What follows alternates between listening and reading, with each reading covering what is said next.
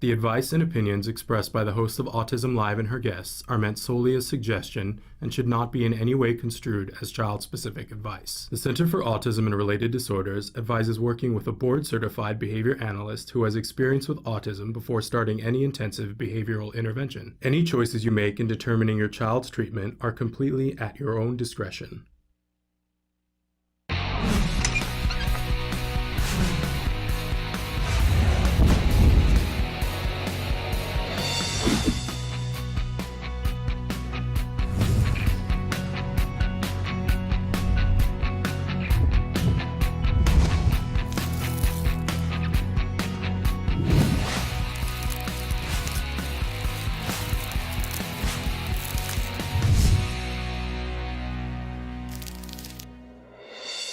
Good morning and welcome to Autism Live. I'm Shannon Penrod. We're webcasting to you live from the Center for Autism and Related Disorders headquarters in Tarzana, California. It's Monday and it's a very exciting day around here. We've got a couple of really amazing guests that are going to be joining us. In fact, we have a special co-host today that's going to be joining us in just a little while. Alex Plank is going to co-host the vast majority of the show with me. And if you've watched the show before, you know Alex. He is a young man who's a mover and a shaker. He was the creator of wrongplanet.net, a really important website. If you have individuals in your family, in your life who are on the autism spectrum, a little bit older, say teen, early adult, or adulthood, you really need to check out wrongplanet.net. It is a great resource for individuals who are on the spectrum. And another exciting guest that we have in just a few minutes, we're going to be joined by Dr. Mike Dorsey via Skype. And I mentioned last week that he was going to be joining us. Dr. Dorsey is the expert in placement for individuals who are on the spectrum in a classroom. So if you're wondering, I don't know what place is appropriate for my child. Does my child need to be in this classroom versus this classroom? Dr. Dorsey is the recognized expert in that and frequently is called upon to testify, to first assess and then testify in court cases where there is some discord. And the great thing about Dr. Dorsey is that he's always on the side of the child, whether he's been hired by the school district or hired by a parent. He is on the side of the child of making sure that the child is in the educational environment in which they will flourish. So Dr. Dorsey is going to be with us and talking about inclusion. That was our topic for last week, but we're carrying it over to today because we still had stuff to talk about and we couldn't get Dr. Dorsey last week. So he will be with us in just a little while. I want to remind all of you that although we're going to be talking about autism for the next 2 hours, we want to hear from you. We don't want it to just be our voices. We want you to take part in this discussion, ask the questions you want to ask, chime in. It doesn't have to be a question. You can say, I agree, or I've experienced that too, or I totally disagree. That's not how I feel about it. And this show is a wide open format. We mostly are talking to parents, teachers, and practitioners working with individuals on the spectrum or individuals who are on the spectrum as well. But we welcome everyone, whether you're a grandparent, aunt, maybe you're a parent who does not yet have a diagnosis. I know on Friday we spent a great deal of time talking to a parent because they'd just gotten a diagnosis and said, I got the diagnosis and was told there's the door and didn't know what to do next. And I think we've all experienced that to some extent. I know I have. Because as I remind you at the top of all the show, I'm not an expert in autism. I'm a parent who has experienced some of the things that we're talking about. So in any case, we want you to interact with us. And Emily's going to show you some of the different ways that you can interact with us. I'm going to remind you that a great way to watch the show, it's certainly not the only way to watch the show, is to go to www.autism-live.com. And one of the great things about going to that particular site, and by the way, you can watch us live on your tablets and on your phones now at that site. And when you go there, there's a nice white box, and that is a way to interact with us. That's open 24 hours a day, 7 days a week now, but especially when we're live, which is 1 p.m. to 3 p.m. Eastern Standard Time and 10 a.m. to noon Pacific Time. I'll count on you to do the math wherever you are. You can write whatever you want in that box, hit enter, and it shows up here on the screen, and you can interact with our guests and our experts in real time. It can be very gratifying, and it's free. There is no cost. You do not log in. We don't know who you are. In fact, if you want us to get back to you, then you'll need to give us that information. A couple of other things. You can now, and when you watch us, it's a slightly different thing as we've made this change, that when you go to that site, if we're not live, what you will see is the latest recorded show, although you have the ability now on Autism-Live to scroll through and pick which show you want to watch if you'd rather. So that was something you guys had asked for. I know for some of you it will take a while to get used to that, but that's a way to do that. We also encourage you to check out our YouTube page where all of those things are as well, and to subscribe to our YouTube page. That's a great way to keep in touch with what we're doing and to participate with us. I also want to mention to you that we have a new segment that we just launched last week called Parent to Parent, and that is content that is exclusively available on our YouTube and now on our Roku channel. So if you're watching us on Roku, those Parent to Parent tips are there. They're short, 2-minute it's me answering as a parent questions, the most often asked questions about why is my child doing this, how am I going to afford this, what do I need to do, those kinds of things. How do I get my child to eat, how do I get my child in bed. 24 hot short tips, and it's called Parent to Parent. You can only find them on the YouTube channel or the Roku channel. Those are the only two places that they are available, so check those out. We've got some more stuff like that coming up for you in the future. All right, so all of those things combined, we're here to help you, and that's the thing that I most want to get to, is that when my son was diagnosed with autism at 2.5, I considered myself a very intelligent person, but I was lost in the woods and had no idea what to do, and it was only because I got lucky enough that I ran into people who said, Shannon, here's what you need to do, and here's how you need to hit the ground running, and here's why it's going to be so essential. And that was so life-changing for my family, for me, for my husband, and for our child, that I, like a lot of people, had that moment, where I was on the kitchen floor and speaking to the God of my understanding and said, help me to figure this out. Help me to do everything I can for my child, this lovely human being that I brought into the world. And not only will I show up and do as much as I can for him, but at some point I'll find a way, whatever you reveal to me, I will find the way to help somebody else to get through this moment too. So that's why I'm here. And I take it very seriously, and I hope that I can help you in the way that you need to be helped. And if nothing else, to support you and say that you're doing a great job. This is not an easy trek, no matter who you are in this configuration, whether you're the child who's on the spectrum, the adult who's on the spectrum, the teacher who is making it work within the classroom, or any one of the other million people that will be touched by this occurrence in life. The good news is there's all kinds of help now.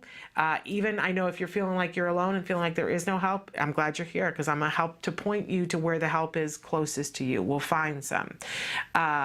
There is so much that can be done, and there's so much progress. This is not... I have a really good friend, Lisa Ackerman, who was the founder of TACA, and she always says, there was this idea that when people said autism, it was game over, and we know that's not true anymore. It's game on. Game on. So that's how we look at things here, and I hope that you'll join us in doing that. All right, we got to get two things, because I got people waiting to get on the show that I know you want to talk to.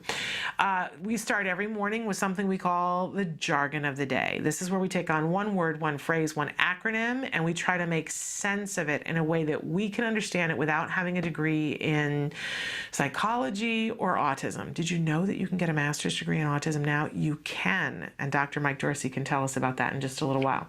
Okay, our jargon for the day, really important term that we understand, is receptive language. When your child has been diagnosed with autism, you'll at some point be at a meeting with the school district or somebody else, and they're going to give you a rundown of where your child is, and they're going to start talking about expressive and receptive language. And you're going to hear that term forevermore. And you're going to wonder, how is it that I got to this point in my life and I never heard this term before? Because that's how much you're going to hear it from now on. But it's really, really key. Let's take a look at what the actual full definition is the process of attending to communication, spoken or non-vocal, comprehending the communication, and being able to react appropriately within a specified time parameter, even when what is being conveyed contains multiple facets. All right. It's not that hard of a definition, but it's so convoluted when you put it all that way. So let's pare it down to our working definition. Receptive language, the child's ability to understand what is being said to them. And again, in our other definition, which is more accurate, more specific, it refers to the fact that sometimes receptive language is spoken, sometimes it's non-vocal. It's that thing about when you say to your child, and they have no idea what you're doing. You might as well be doing interpretive dance. The child's ability to take in all of the language that's happening around them and understand in a timely manner. That's receptive language. Being able to take it in. So if we talked about this a little bit on Friday, sometimes when our children are diagnosed with autism, we have a moment before they're diagnosed when we're wondering if it's a hearing issue. I know I certainly had a fear that my son had gone deaf because he stopped responding to his name, right? And he didn't understand the things that were being said around him. A lot of times we misinterpret, though, that if a child isn't speaking, that the receptive language piece isn't there. And sometimes that's not the case. There is receptive language where they take it in. There's expressive language where they're speaking it or signing it or whatever. But those two skills are not always evenly matched. It's very important that we get a bead as early as possible about where our child's receptive language is, where their expressive language is, and where they are in relation to each other, because it's going to help us to shore up what isn't a strength and to teach to the thing that is a strength. If your child is having difficulty with receptive language, early in school, it is going to be seen as non-compliance. In fact, even before they go to school, there are sometimes that parents see an inability of a child to understand things receptively as non-compliance.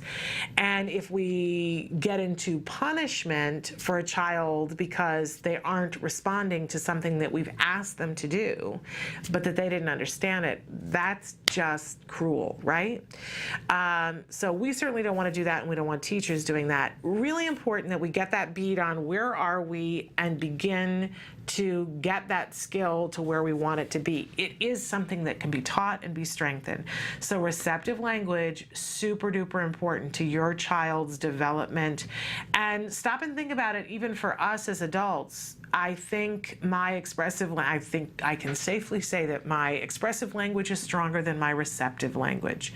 I can talk to anybody. I work hard to be a better listener and to understand things. I sometimes say to people, I sometimes feel like I'm on a tape delay. Somebody will say something to me and it takes me just a little bit longer, and then I'll go, oh, okay.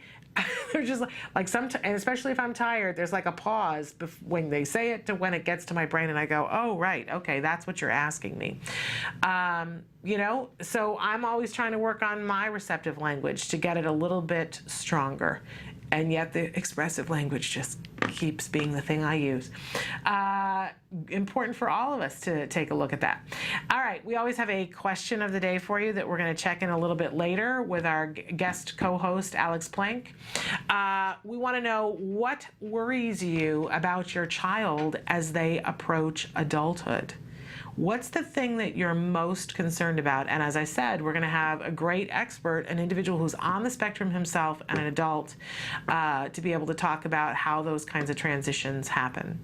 We always share with you a topic of the day, and our topic this entire week, semi-excluding today because we're still talking a little bit about inclusion today, but we're talking about transitioning to adulthood, how we prepare for it, how it happens, what we want to be mindful of, what fears we have as parents, what fears our kids have as they transition to adulthood. It's a very interesting topic, and it's always interesting to me because I hear all my friends talking about what they're concerned about, their neurotypical kids and that transition to adulthood. I think having a child on the autism spectrum adds a layer to it. And I will say this, and I'll throw this out because I'd love to know what you guys say about this. As my child is doing really well and he is in a completely included class, he still has his autism diagnosis.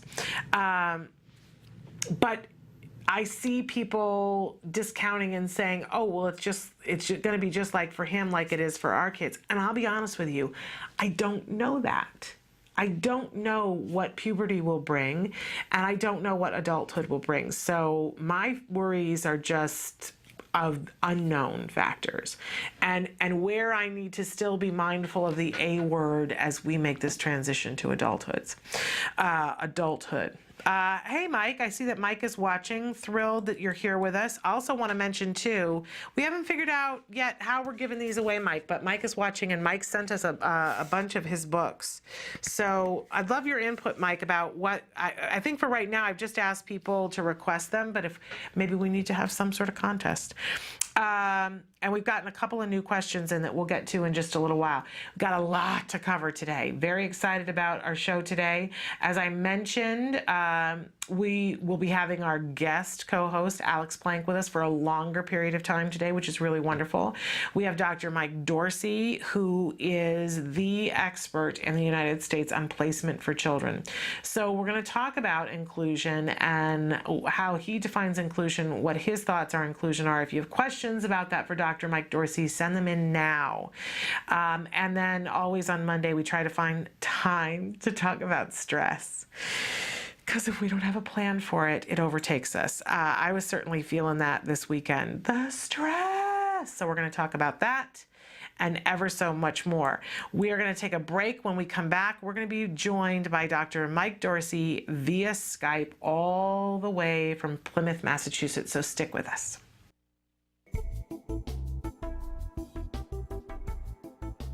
Skills is an online program that provides assessment, curriculum, positive behavior support planning for challenging behavior, and progress tracking, and it does this all in one place. The Skills Assessment and Curriculum addresses 8 areas of development, which even includes advanced higher level areas such as executive functions and cognition, which pretty much makes Skills the only ABA-based set of curricula for teaching more complex skills, things like problem solving, planning, self-management, perspective taking, and even inferring and predicting others' private events. Skills is a 4-step system. Step 1 is to add the child to your account. Step 2 is to start assessment. The Skills Assessment is the only ABA-based assessment with psychometric research demonstrating the language subscale to have excellent reliability. Every area of human functioning and typical child development from infancy to adolescence was researched, making the Skills Assessment the most comprehensive of its kind in the world, and we're quite proud of that. Skills is easy to use. Simply click Start Assessment and begin answering questions. Or simply type in a keyword, find specific activities to assess, and add activities to treatment. Step 3. Choose activities. Once you've completed the assessment, Skills selects from a pool of 4,000 activities categorized by age, level, and skill type to provide you with exactly those activities each child needs. Start by choosing a curriculum, then a lesson, and finally an activity.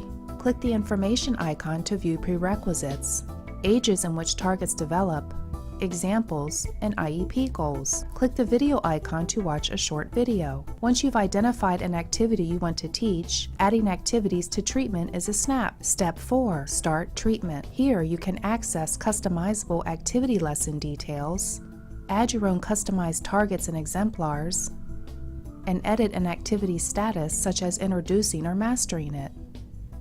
You can even print handouts such as worksheets, tracking forms, visual aids, and other materials. Skills also offers multiple progress charts mapping curriculum progress, lesson progress, and cumulative number of activities and targets mastered over time. The Skills language curriculum is categorized by verbal behavior type so that users can identify progress for verbal operants, such as echoics, mands, tacks, and interverbals.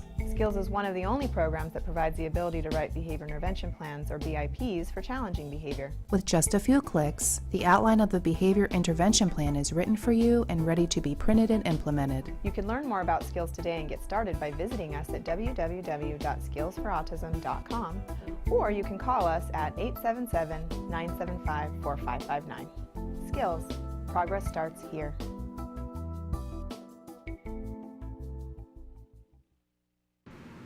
Welcome back to Autism Live. We're very excited that our very special guest joining us via Skype is Dr. Mike Dorsey. He is the director of the Institute for Behavioral Studies at Endicott College. And what that means is that he is helping to train the next army of individuals who will be helping us out in classrooms, whether they're teachers, aides, or BCBAs, helping to bring the best possible behavioral interventions. We welcome you to the show again, Dr. Dorsey. Hello, Shannon. How are you? Thank you very much.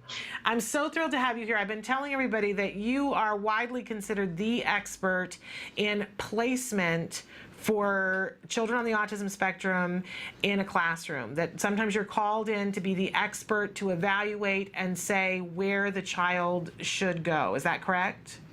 I've been doing it. I don't know that I'm the expert. I'm certainly one of the people that gets involved in that. It's done under Public Law 94-142, the Federal Special Education Act, which provides parents the opportunity to bring in independent evaluators to sort of work with the parent and with the school district to help ensure that the child is being provided with a free and appropriate public education. Well, it's a wonderful job that you do, and we've asked you to join us today to talk a little bit about inclusion, because there are a lot of parents that are out there who are, like myself included, that are a little bit confused about when we want inclusion and when we don't. So what are your thoughts, Dr. Dorsey, on inclusion? Well, I think the first thing you need to think about is that, we all know that the best predictor of future success of a child that's diagnosed on the spectrum is their ability to engage in unprompted social interactions with typically developing peers. So any chance that you get to have your child involved in an inclusion program with neurotypical kids is of great benefit to the child, even if it's just for very brief periods of time. The problem with inclusion is that it can become, or is, an extraordinarily complicated thing to do correctly. We sort of all know what discrete trial is supposed to look like. We know that protocols need to be written and that data needs to be collected, and that the child and the therapist is in a little cubby somewhere sitting doing their discrete trials.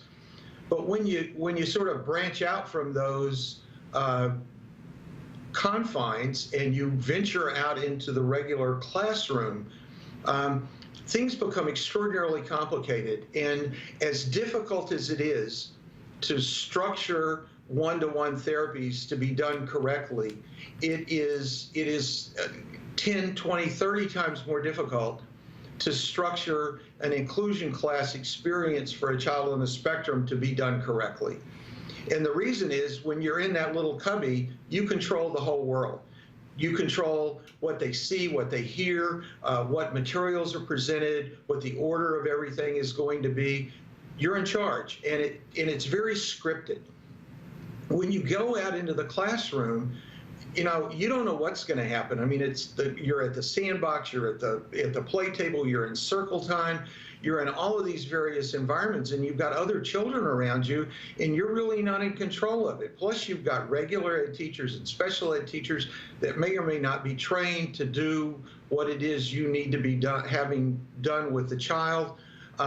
So it's a very difficult situation, and more often than not, it's done very poorly. What people don't understand is all of those same rules that apply in the confines of a discrete trial setting or a one-to-one setting, all of those same rules around data, around written educational protocols, around goals and objectives, All of those things still need to be included in the inclusion classroom for that child to be taught successfully, to be able to work within that very complex environment. So if we were to consolidate, inclusion is a great opportunity for our kids, but it's really difficult to do it well. It's extraordinarily difficult to do it well, and you need very well-trained people, and there need to be very good reasons why you want to put this child in that environment. The way I always tell parents in school districts, we only get 6 hours a day, 5 days a week. Every minute is precious. You've got to be using that to the maximum benefit of the child so that they're really getting something out of every minute that goes on. Fabulous. I want to talk to you further about how we teach people to do this. So we're going to take a short break and talk more with you about how you're working at Endicott College to make really good quality inclusion possible in more places. So stick with us. We've got more, and we've got questions for you as well already, Dr. Dorsey. And stick with us. We'll be back more with Dr. Dorsey after these messages. Currently in the United States, 1 in 88 children is affected by autism. 1 in 88 means something different when your child is the one. Recovery is possible. Hi, I'm Shannon Penrod, host of Autism Live, an online show about autism broadcast by CARD, the Center for Autism and Related Disorders. I'm also the mother of a child with autism, my beautiful son, Jem. You know our old joke, guess what? Chicken butt. Chicken butt. So we're gonna take the chickens. But things weren't always so easy. I remember when Jem was first diagnosed with autism. I used to lay awake at night in bed and pray for someone or something that could help us to get our child back. My prayers were answered by Dr. Doreen Granpichet and the Center for Autism and Related Disorders. CARD treats autism and other related disorders using the principles of ABA, Applied Behavior Analysis, which is the only scientifically proven effective treatment for autism. It is also recommended by the American Academy of Pediatrics and the U.S. Surgeon General. About a year after we started treatment with CARD, we were able to see tremendous improvement, and we got our child back. What grade are you in? Second. You are a smart cookie, huh? Mm-hmm. Do you like school? Yeah. Do you have any good friends? Yeah, Oscar. Oscar is your best friend? Yeah. And my child is just one of thousands to benefit from CARD ABA therapy. Across the nation and around the world, children are making amazing progress and being given the keys to unlock their full potential. We are extremely grateful for the amazing job CARD has done in helping our daughter. Our daughter today, just in 4 months, I think is a totally different child than when she started with CARD. I kind of see it as, it seems like her brain in a way was asleep, and now that we've gotten so many services, we've seen her wake up. Did you have some guesses? Recovery is possible if you take the right steps, if you're willing to put in all the hard work. And 7.5 years, yeah, it's a lot of work. It's worth every little bit, and CARD's been there with us every step of the way. I have 2 children with autism. I can't imagine a day without CARD or the therapists. They've been so instrumental in helping us with our kids and shaping their lives and helping us help them. Thank you, Christina Big Alex.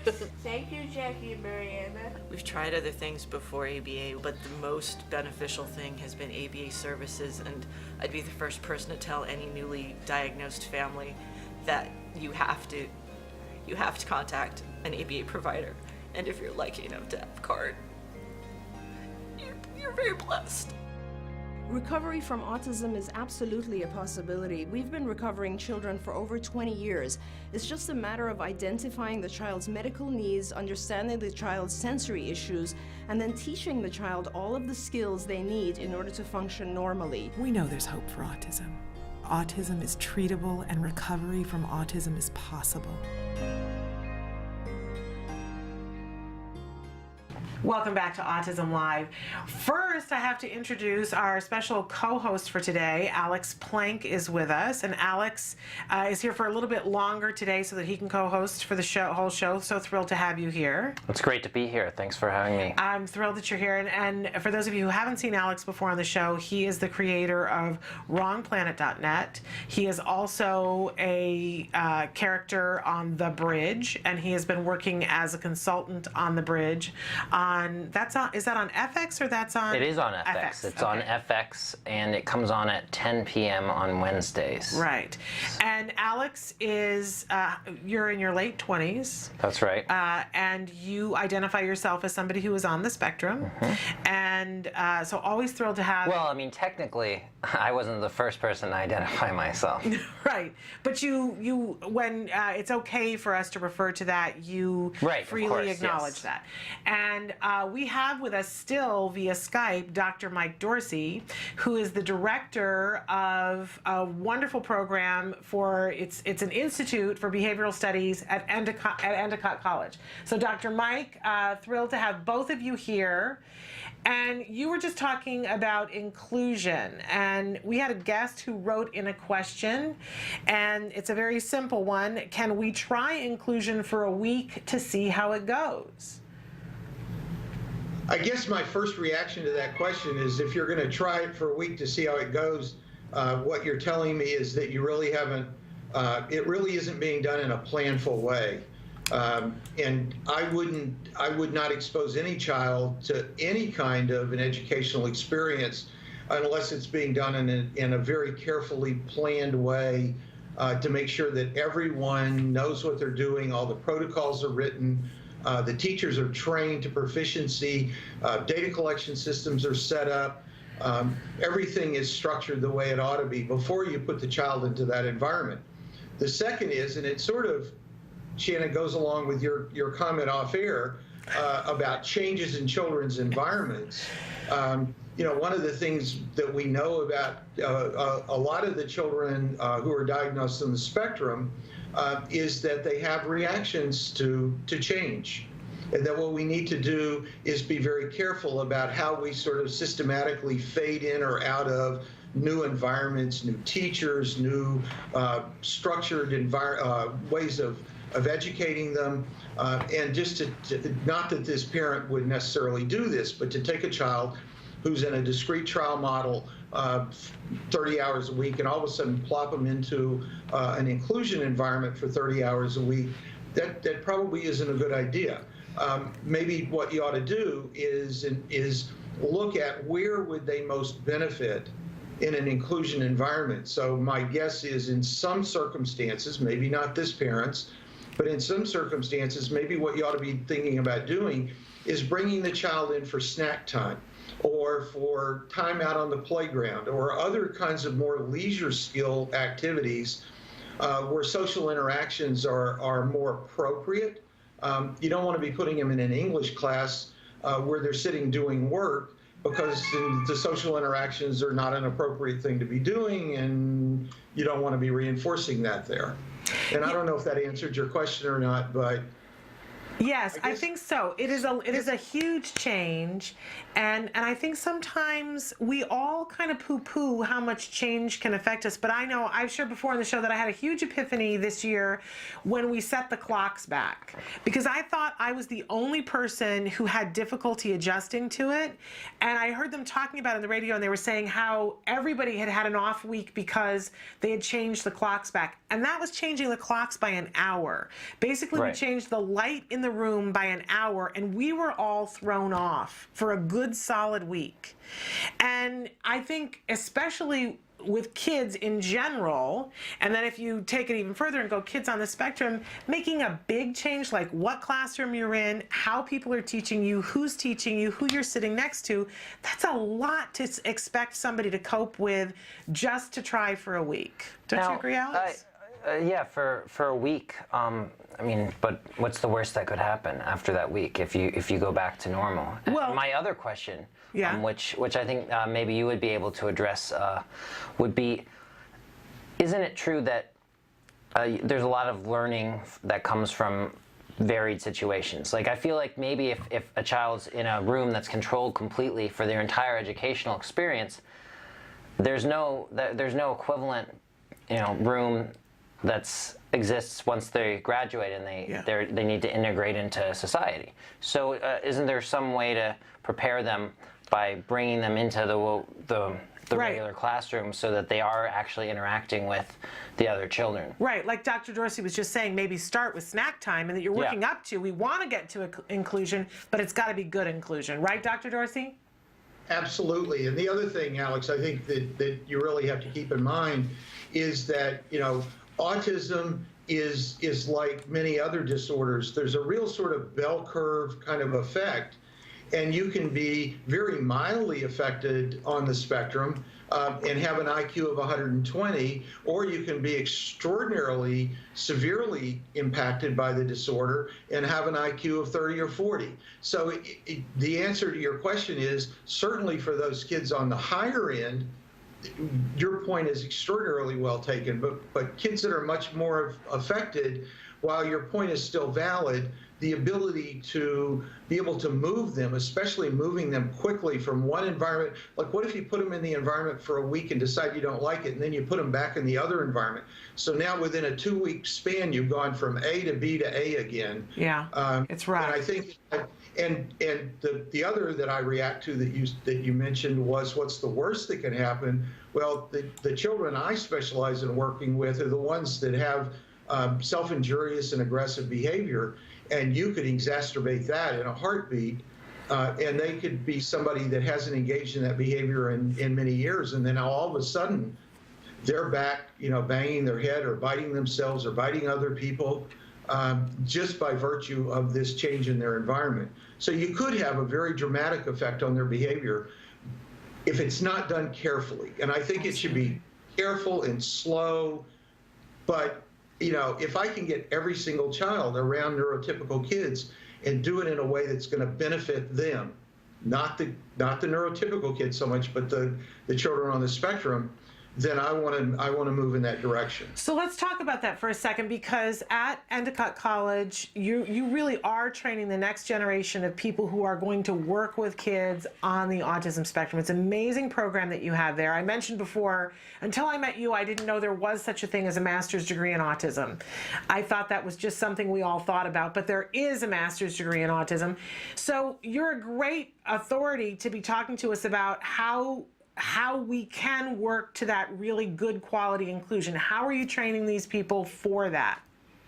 Well, let me mention a couple of things quickly. First of all, I'm extraordinarily lucky because I've got Drs. Thomas Zane and Mary Jane Weiss who are here with me on the faculty, and the three of us work together as a team to really put this whole thing together.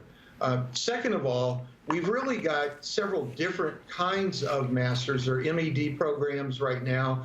And what we have are both MEDs in special education combined with behavior analysis, as well as an MED in autism combined with applied behavior analysis. So depending on what direction you want to go in, whether you want to be a licensed special ed teacher and actually have your teaching license and your BCBA, or you really want to just simply focus on autism and ABA, we can do either one of those. We also deliver our educational experiences both in a sort of didactic face-to-face model as well as online. So we've got sort of the whole sort of spectrum of different kinds of service delivery here for graduate students. We're also in the process of going through the review right now to be able to establish a PhD program beginning hopefully this next September. Exciting. So again, how are you getting all of the people that are there at Endicott? How are you guys attacking inclusion so that the next group of people are going to be able to provide that quality inclusion that we all want? Well, we have specific courses that talk about inclusion, that focus on the issue of behavioral assessment and inclusion, structuring educational goals, how to come up with curricula. One of the things that we believe here is that it's really important for someone that's going to work in an educational setting to be trained not just as a behavior analyst, but also to be trained as a special education teacher so that they have the skills that are necessary to be able to work within that environment. We sort of looked around and saw the different kinds of ABA training programs that are available in the country. And the one that we really liked the most was out of Ohio State, where they combined ABA and special education into a single degree. And that's what we've done here at Endicott. And so for parents and teachers who are watching the show right now, Dr. Dorsey, what are some things that on both sides that we can be doing that will help us to get to that inclusion if we've got a child that we think is ready now? We want that high quality inclusion. I would say the first thing is to do a really good assessment of your child as far as educational skills are concerned, developmental skills, using things like the VB map or the ABLES to find out where they are, what kind of skills they need to move on. And then to make sure that when you start thinking about inclusion, exactly what I said earlier, how is the child going to benefit today from that inclusion experience? What are we going to do to structure the inclusion experience so that they're actually going to, in a developmental way, gain something by being in that environment? And then the third is to make sure that the environment is ready to provide that kind of positive experience.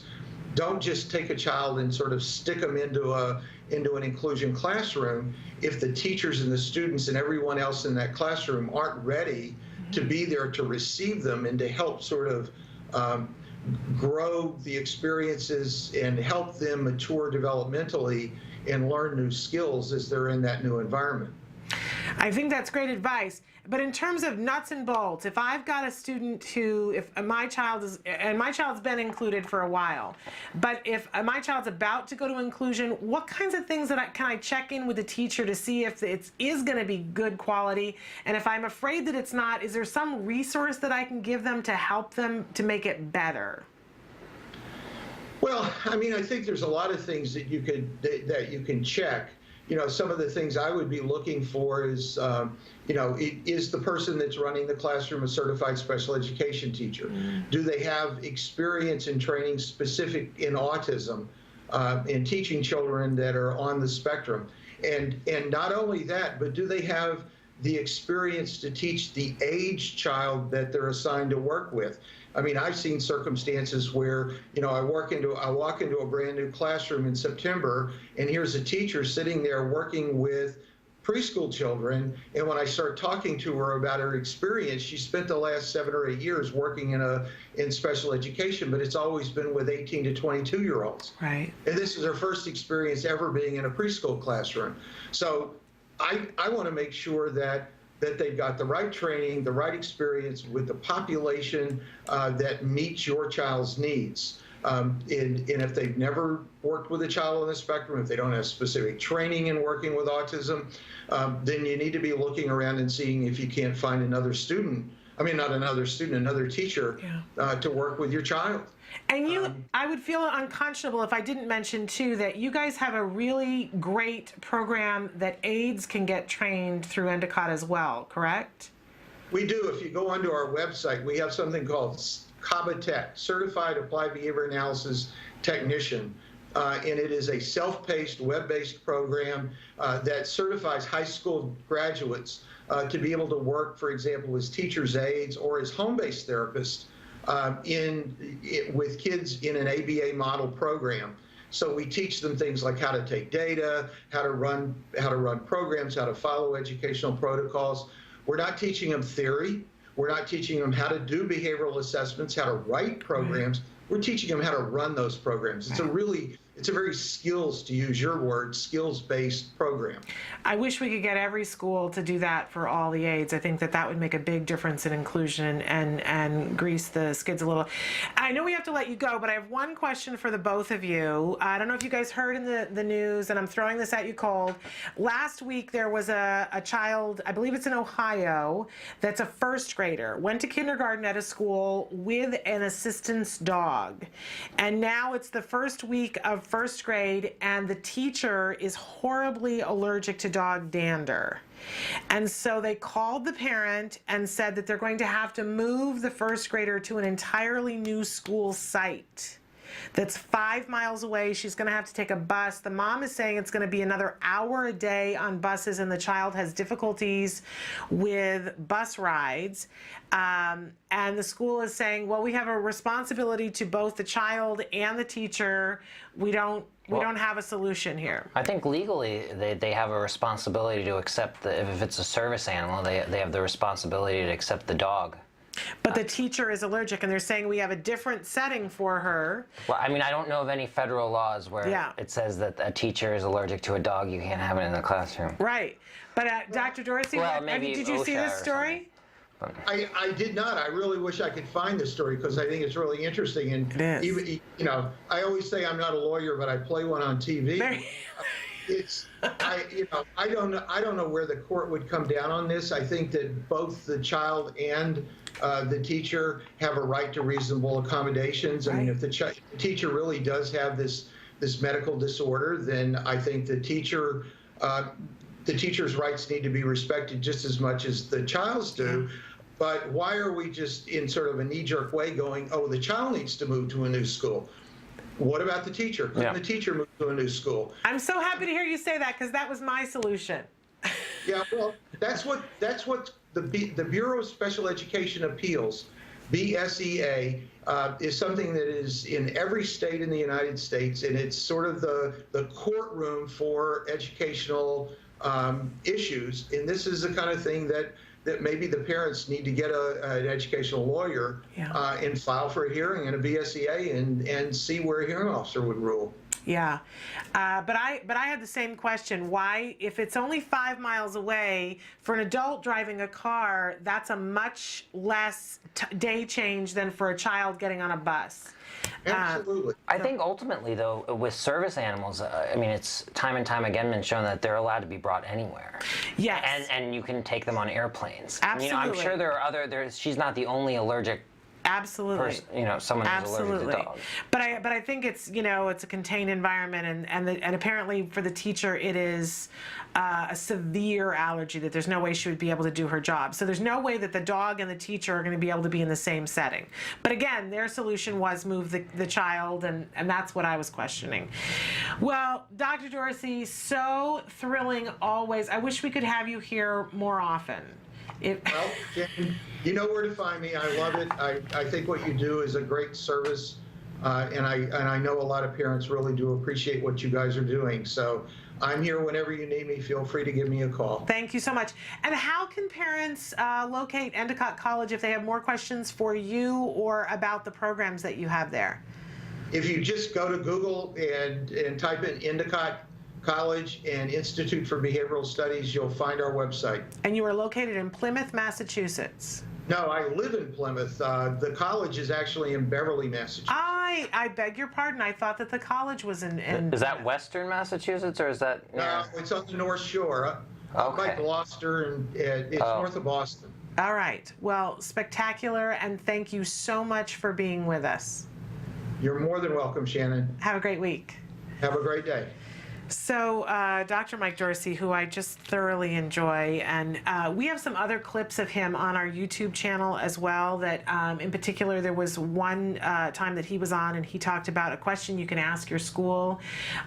If you feel like things aren't happening for your child, ask them for a breakdown of the day every 15 minutes and that they specify what IEP goal they're working on each one of those 15 minutes, because very quickly you'll see if they're getting job done. Or if they're attempting to get the child. Exactly. And I thought that was just killer advice. I just thought that was absolutely Because if they're working amazing. on the same goal every single day for 2 weeks and nothing happens, then you probably aren't working on it. They just say they are.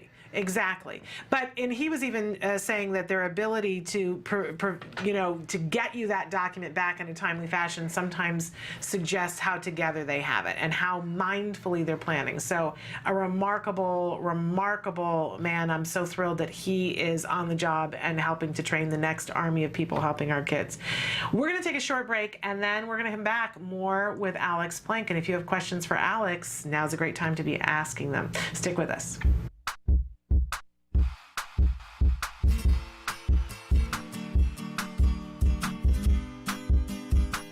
For the month of August, I figured we'd do some fun in the sun activity. We're gonna make our very own frozen bowling game. It's super fast and super easy. I was inspired by some lessons I saw in Skills. All right, so let's get to it. The materials you'll be needing are water, water bottles, balloon, and food coloring, which is always optional.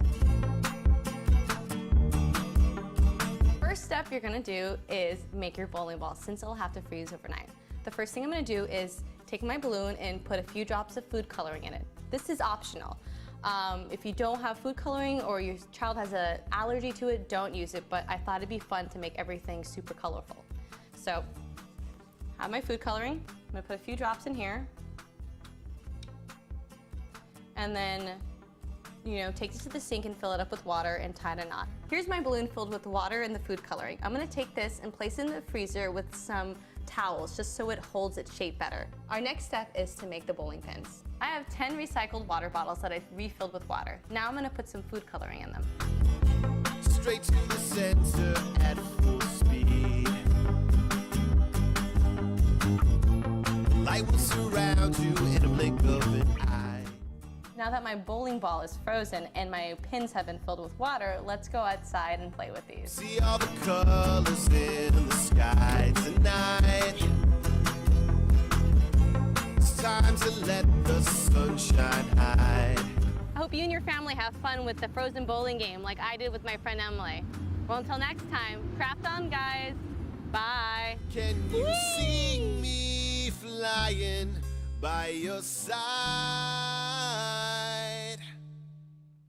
Welcome back to Autism Live. We're here and we're going to be talking about stress now. Yes, and if you're just joining us here on the program, you see that we are co-hosting today with the fabulous Alex. You probably were really freaked out by the fact that it wasn't. Although our hair is getting more similar as time goes on. I'm the fact that you have hair. I'm almost able to spike it now.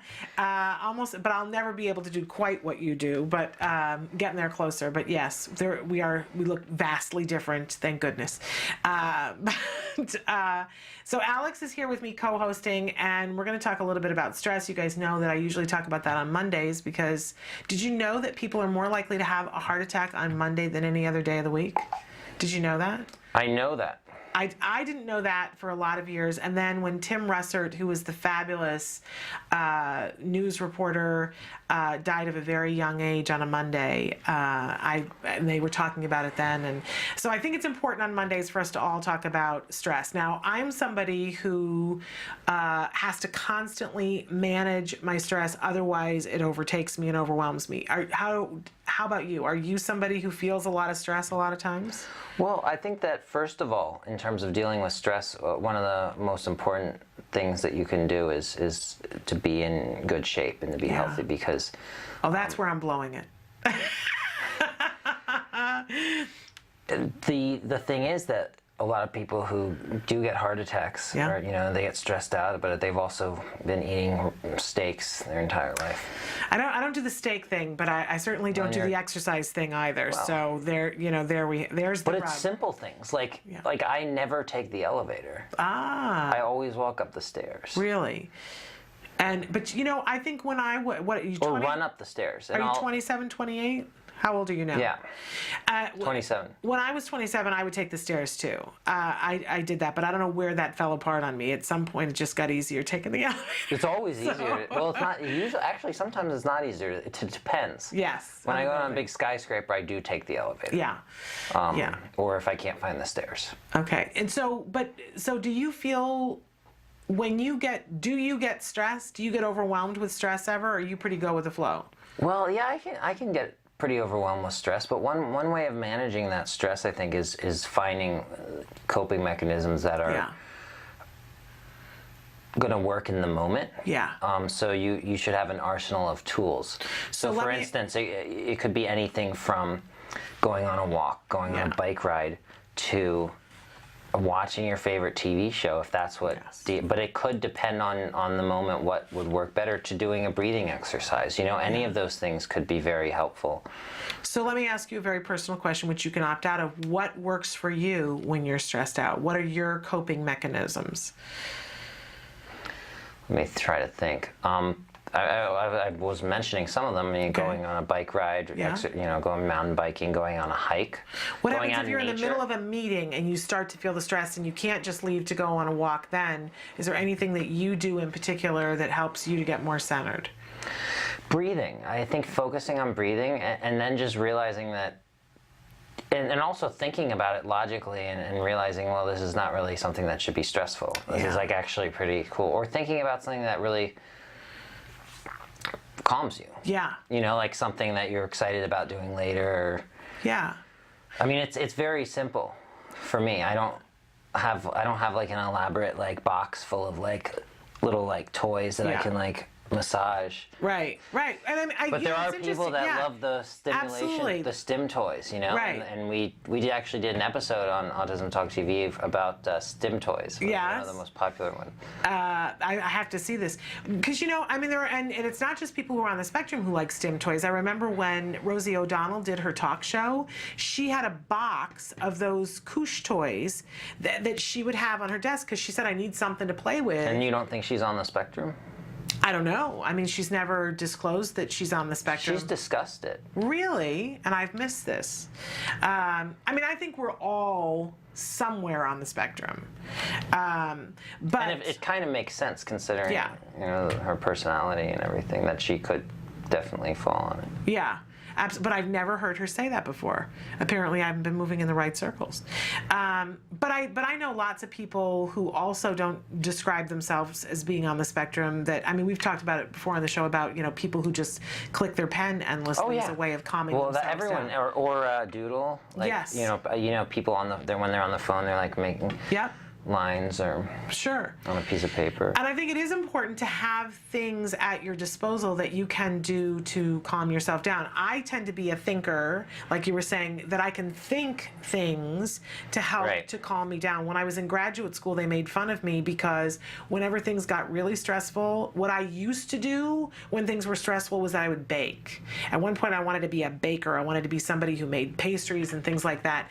And then I was in graduate school, and you can't just in the middle of a class walk out and say, I'm going to go make some turnovers, right? You could do it later. Bake oven, bring it in with you. Right. You can't really do that. But what I would do, and somebody said to me, what are you doing right now? You seem like you're far away. And I said, I'm baking mental cookies. In my head, I just visualized baking cookies. And so they would always make fun of me and say, are you baking mental cookies right now? But it calmed me down and took the stress away. And I know other people who picture that they're... Positive visualization. Yes. Yeah. And I know other people who picture that they're on a beach like in Aruba. For a couple of seconds, you can take a mental vacation. If you are somebody who can visualize things like that, you can do that to help calm and take the edge off. One thing that I've noticed a lot of times is autistic kids will stim, but they're doing it to calm themselves. They're not doing it to try to harm themselves, but yet you'll see parents or teachers like try to stop them from doing those behaviors, which can also inadvertently result in them switching to other behaviors that are worse. Absolutely. I mean, there's nothing actually saying worse is the wrong word, because stimming is actually very soothing. Yeah. Like if you watch The Bridge, I know we've discussed this before, but the character Sonia, she rubs her jacket. Have you seen the jacket that she wears on the show? Yeah, it's a pretty cool jacket. And she just like there's only one of them. Really? Yeah, and they're like super protective about it. I'm sure you don't want to get things spilled on it. Yeah, they tried to recreate it. Well, why don't they make another one? Because at some point they're gonna like. It's one of a kind. Wow. I mean, they've been doing it all year. I think by the last, when we filmed the last episode, they had a fake jacket that kind of looked similar to it. Well, at some point there's going to be blood spattered on it or something, or they need to distress it in some way and then have it cleaned up. You would think. She always forgets her jacket when that happens. That's a really funny insider thing about that show. That's hilarious. She's just so whenever if you notice. All right, I'm going to go back and watch episodes to see if there's blood splattering. Miraculously, she just doesn't have her jacket there. But I have noticed before that she touches her jacket, and that's sort of like a home one of the base ones for her. that we worked on, like in the pilot. Yeah. And we reshot the few scenes that we were able to reshoot. And you know, I think it's a really important point that you bring up, that a lot of times people want to take away the stims because, and we know, we've talked before on the show about that the term stim isn't actually correct because, as you said, sometimes they're self-soothing, sometimes they're self-stimulatory. So we shouldn't assume that it stimulates. They use the term stim. Well, it stimulates. It's stimulation. It's like physical stimulation, I think, is why they use the term.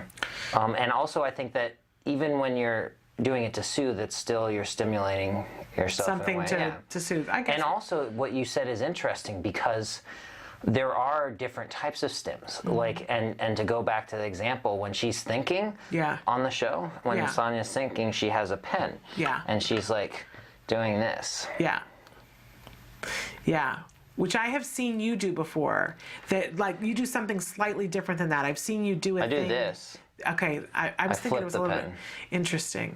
And, you know, I have friends that do that aren't on the spectrum. I think all of these things have the, you know, they go across everything. We don't want to just say that that's an autism thing. And my point is maybe it shouldn't be just an autism thing for those of us. And it isn't. Right. You're right. I mean, but it should be talked about with other people and not sort of... Right, that these things have the ability to calm us down. And so for us, we should be thinking about what can I do that calms me down, and also being mindful for our kids about if something is being calming, that we should never take it away without giving something that's replaceable, that doesn't create other problems. Do you agree? So let's say if a child is doing something that's preventing them from learning, so we're asking them to do a writing task and their stress goes up and they're hand flapping. You know, one of the things we've talked about before on the show is to allow them to hand flap when it's appropriate. But if the hand flapping is preventing them from writing, giving them something else to stim on so that they can do the writing and move it to another thing that's acceptable. Well, I see what you're saying, but if they're going to the extent of flapping their hands so that they can't write, I mean, if they're getting that upset, they're not going to be able to concentrate on the writing anyway. You might as well let them like do their thing and then like calm them. You know, then they could. Okay, but then again, my question is, you know, some kids once they start, turning it off is that much harder. Like Nancy's talked before on the show that her son likes to play with water, and they give that to him in very metered amounts, but they can't just, like, once he starts it, they can't just have him stop it. So they're trying to find other things that he can do that fulfill the same need that he gets from splashing the water when it's a time when it's not appropriate for splashing the water. Right. Different kids, different things. I mean, it's so amazing how many different scenarios there are. So it really is a case-by-case basis, Absolutely. I would say. But either way, I feel like that if that calms a child, then it should be It has to be somewhere in their day allowed. Yeah, I'm with exactly, you on that. Of course. Yeah, absolutely. All right, we are, it's time for us to go to the A Word. This is the ongoing documentary that's being made here at the Center for Autism and Related Disorders. I don't know if you've seen this. This is, am I supposed to be able to hear this little earpiece? She's not saying anything right now. She only says something when it's an emergency. Okay. So most of the time she just lets us talk. But the A Word, it's an ongoing documentary following a little boy named Jack Riley. He was diagnosed with autism at the age of 2, and they're watching as his early intervention progresses. And you can watch this entire series from when he was first diagnosed up to more recent episodes. Today we're seeing a new episode about where Jack Riley is at a point in time when he started preschool. So take a look. This is the A Word. I know a cute little blue-eyed boy, and his name is Jack. Jack Riley. He got a big, warm, blue-eyed soul that makes your heart beat fast. It's my birthday today. Yeah, can we celebrate our birthdays together? Our birthday buddies? Okay. Should we wear hats? Should everyone wear hats? We need some more friends for the hat. Here, you want to give hats to everybody? 1, 2, hey! Yay! One's for Christmas and one's for your birthday, okay? Go ahead, rip it up. Yeah!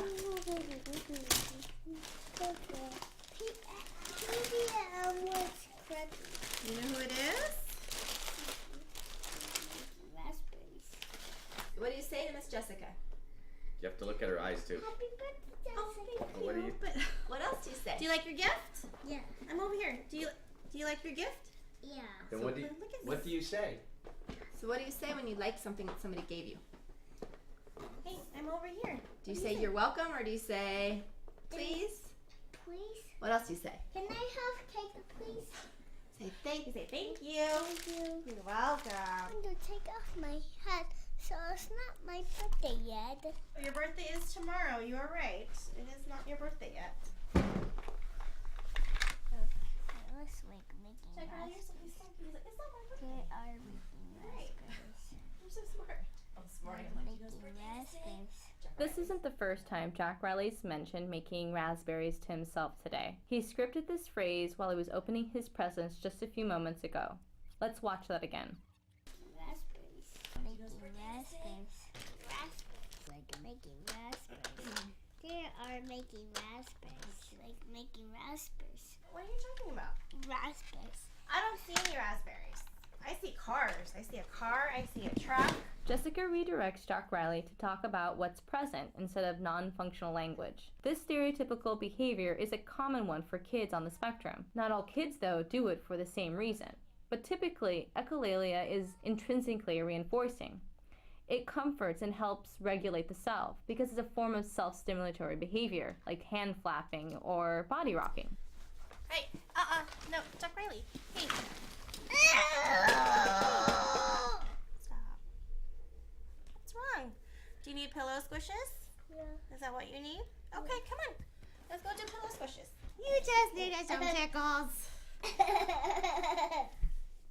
Jack Riley has been doing quite a bit of self-stimulatory behavior. He needs some sensory input, so Jessica gives him some tickles and pillow squishes, so he has some socially appropriate alternatives from getting the sensory input that he needs. What Jessica and his therapist need to do is anticipate when he's going to do this and try to redirect it before it even happens. You was silly. Let's do this again. Okay, good talking. Okay.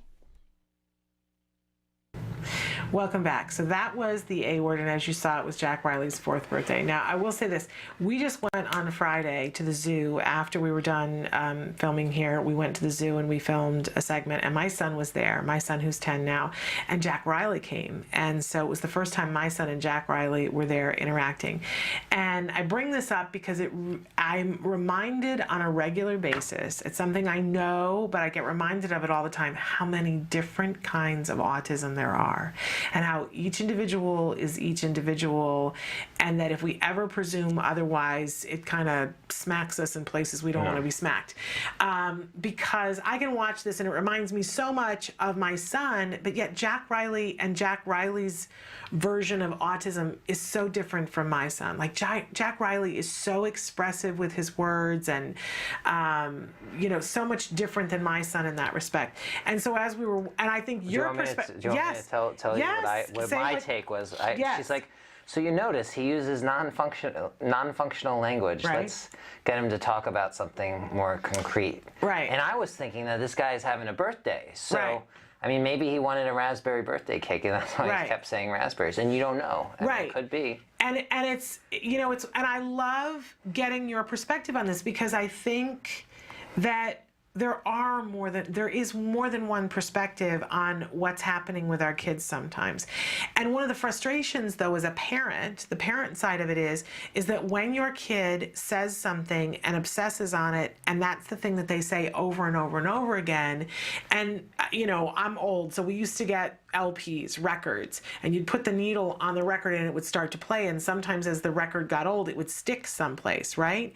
And sometimes I watch my son, not so much anymore, but when he was little, he would get stuck in a place.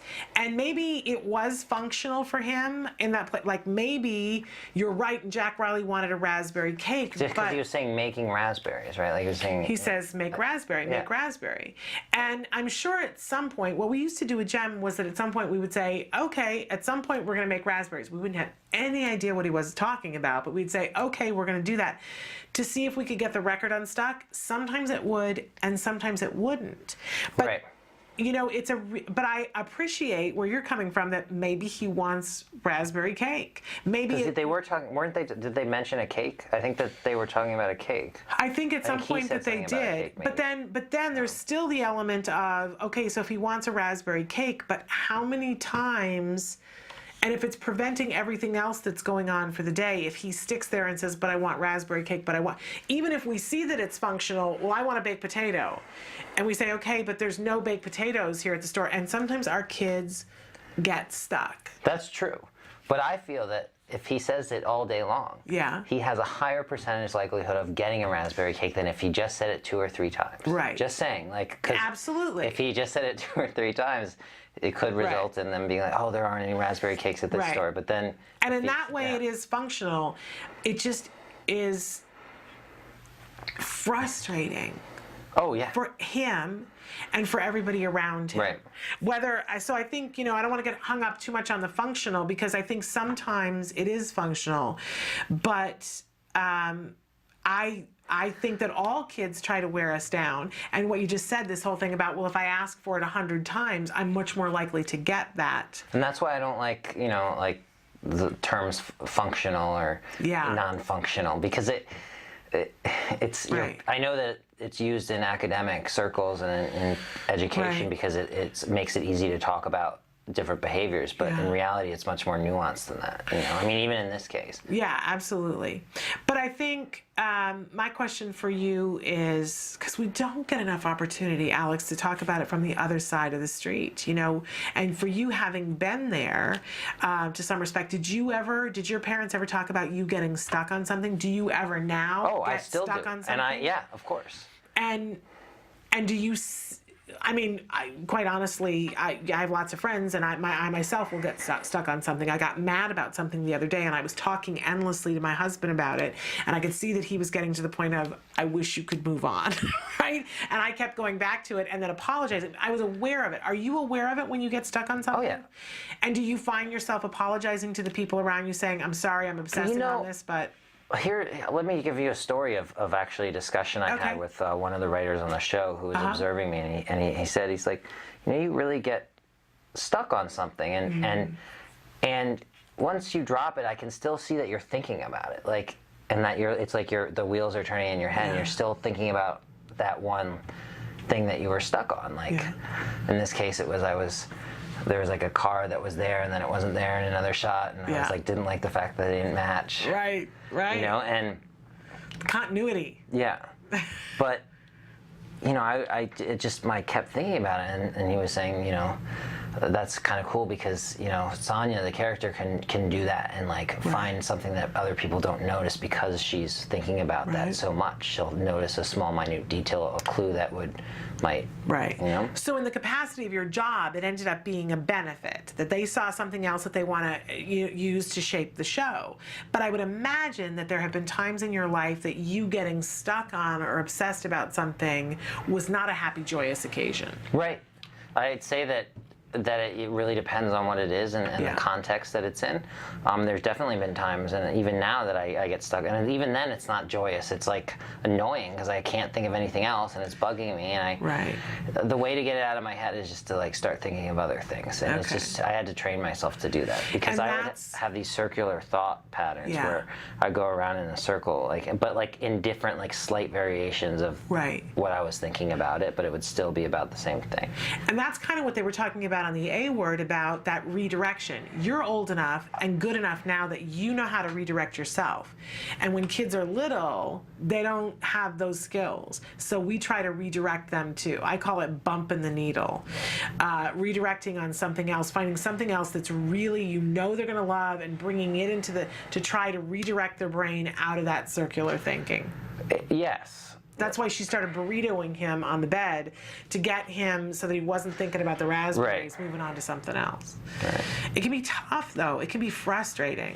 I feel that at some point you kind of should let it sort of rest for a little bit, not be constantly changing it around, to try to create functional behavior, because you don't want to, Do you do that for yourself? Yeah, of course. I'll go and totally spend an hour when I should be doing something else, and it's making it so I can't do what I needed to do, but I'm just I'll do it later, just because it if I didn't do that, I would just, because you don't want to turn a kid into like an ADHD robot who like constantly is like seeking more stimulus, you know, like you need to be able to like, and also it's soothing to those of us on the spectrum to do that. So you give yourself like an hour time where if you're obsessing about something, I just do it for maybe too long. But you get yourself, and then what tells you it's been too long?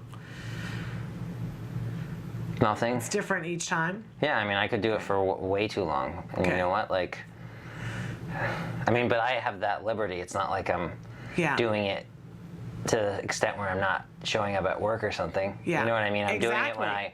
So you have to keep it, there's that word you don't like, functional. Because if it gets in the way of you doing what you need to do, like going to work, then it's not okay. Right? I mean, I don't want to put words in your mouth. But that's where I think the line is hard. And it brings up an interesting discussion, and I'm so glad that you're here today, because we're going to take a break, and when we come back, I want to talk with Alex about how I experience as a parent, there are things that I have said over the years and things that I have felt that when I talk to an individual who's older and on the spectrum and get their perspective on it, there are words that I use that are offensive.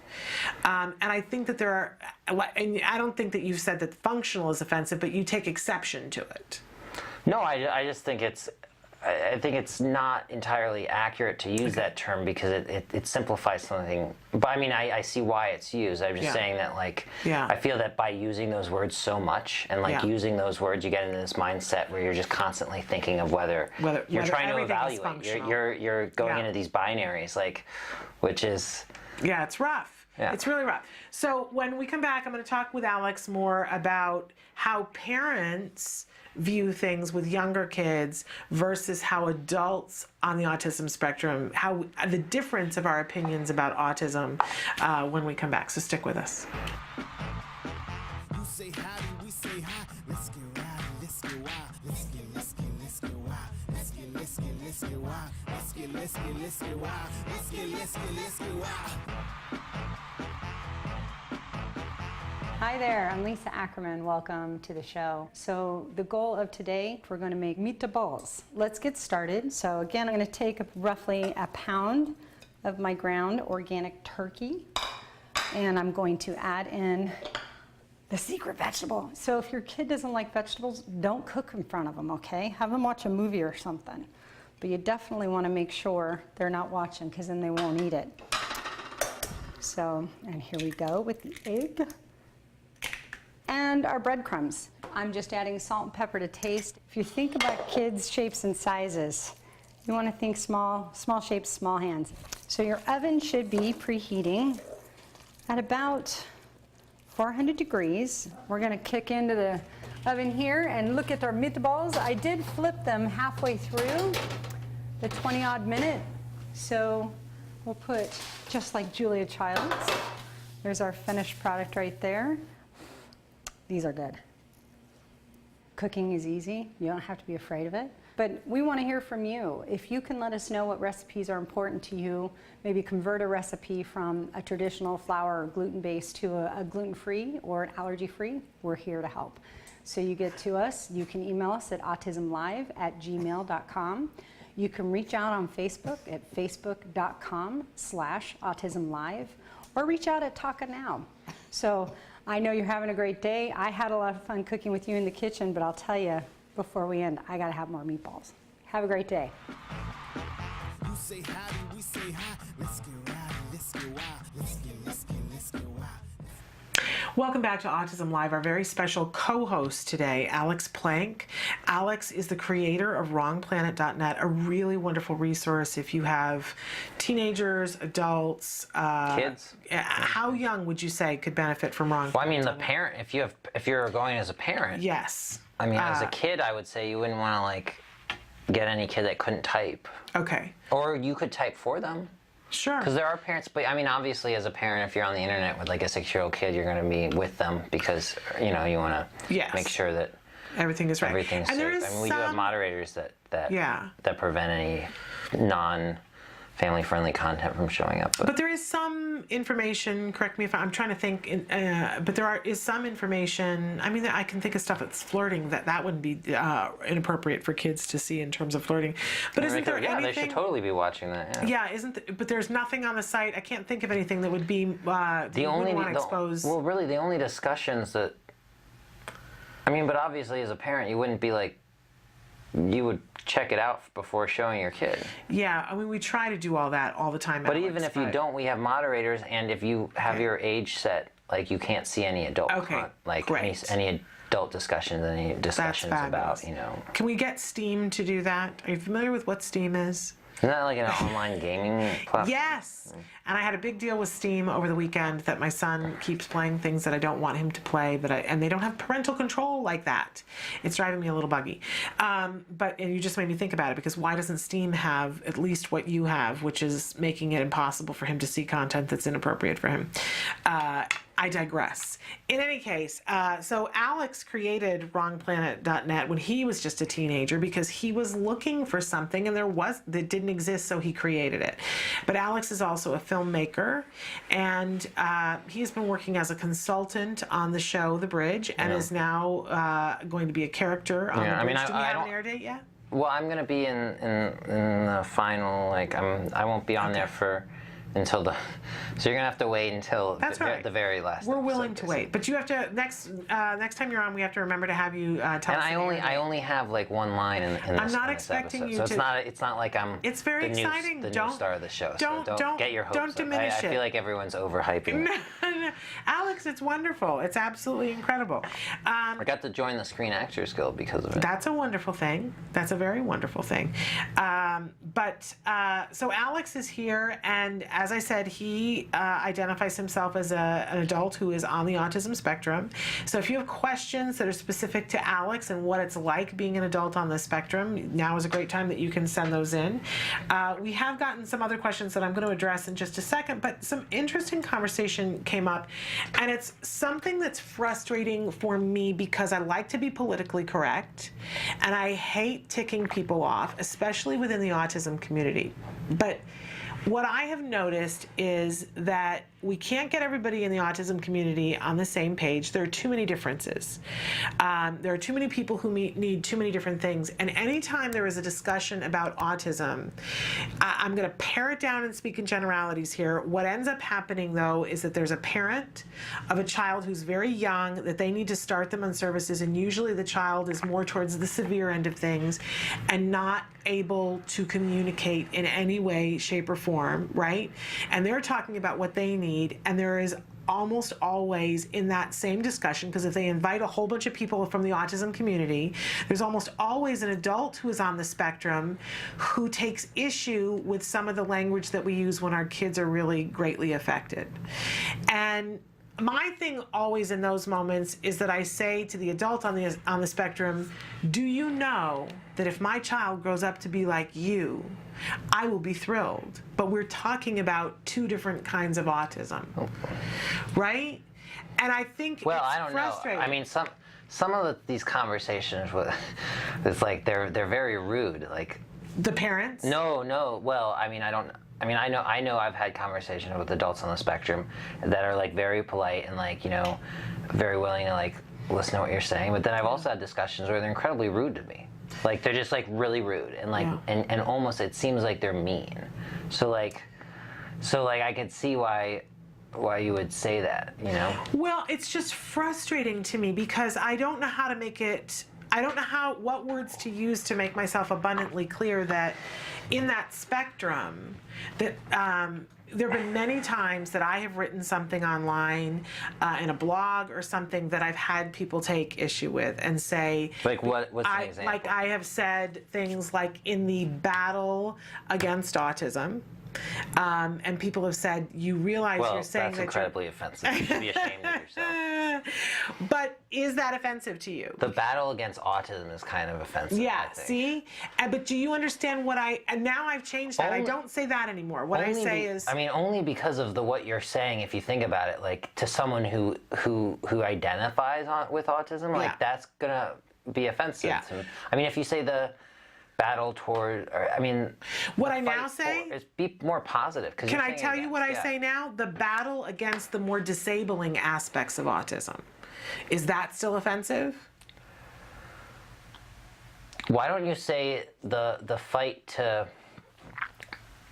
create a better life for our kids who well who have and I do say things like that sometimes, but who maybe struggle that's with like issues. Right. So even saying the anywhere battle near. against the more disabling aspects of autism is still borderline for you. I mean, I hear that stuff and I just sort of like... You let it go. I don't really... But I think other people don't. No, yeah, and I mean... But is it a little offensive to you? A little bit, yeah. I mean, like... as I said, it's... Yeah. I mean, I see, because enough people have pointed out to me, you know, you're talking about me.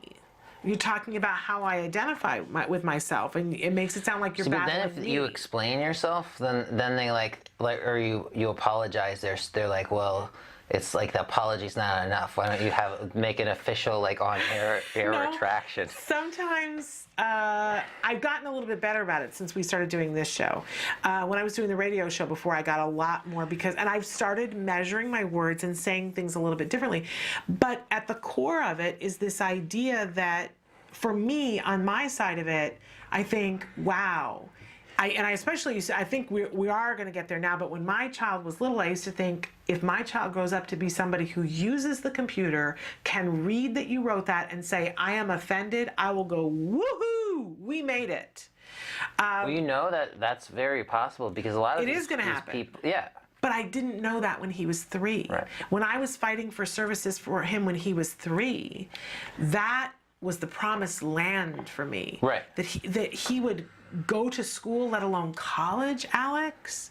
I didn't know, and I know that there are people watching who don't know today that their child will get that far. They hope that their child gets offended by something somebody says online.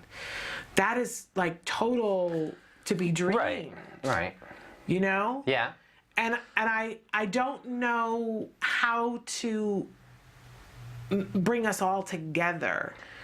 Well, I think what it really is what it comes down to is just civility in discussing these issues, because from what I can see, like both sides of this issue like are black and white. Yeah. And the way that they talk on both sides is very black and white. Like I get Yes.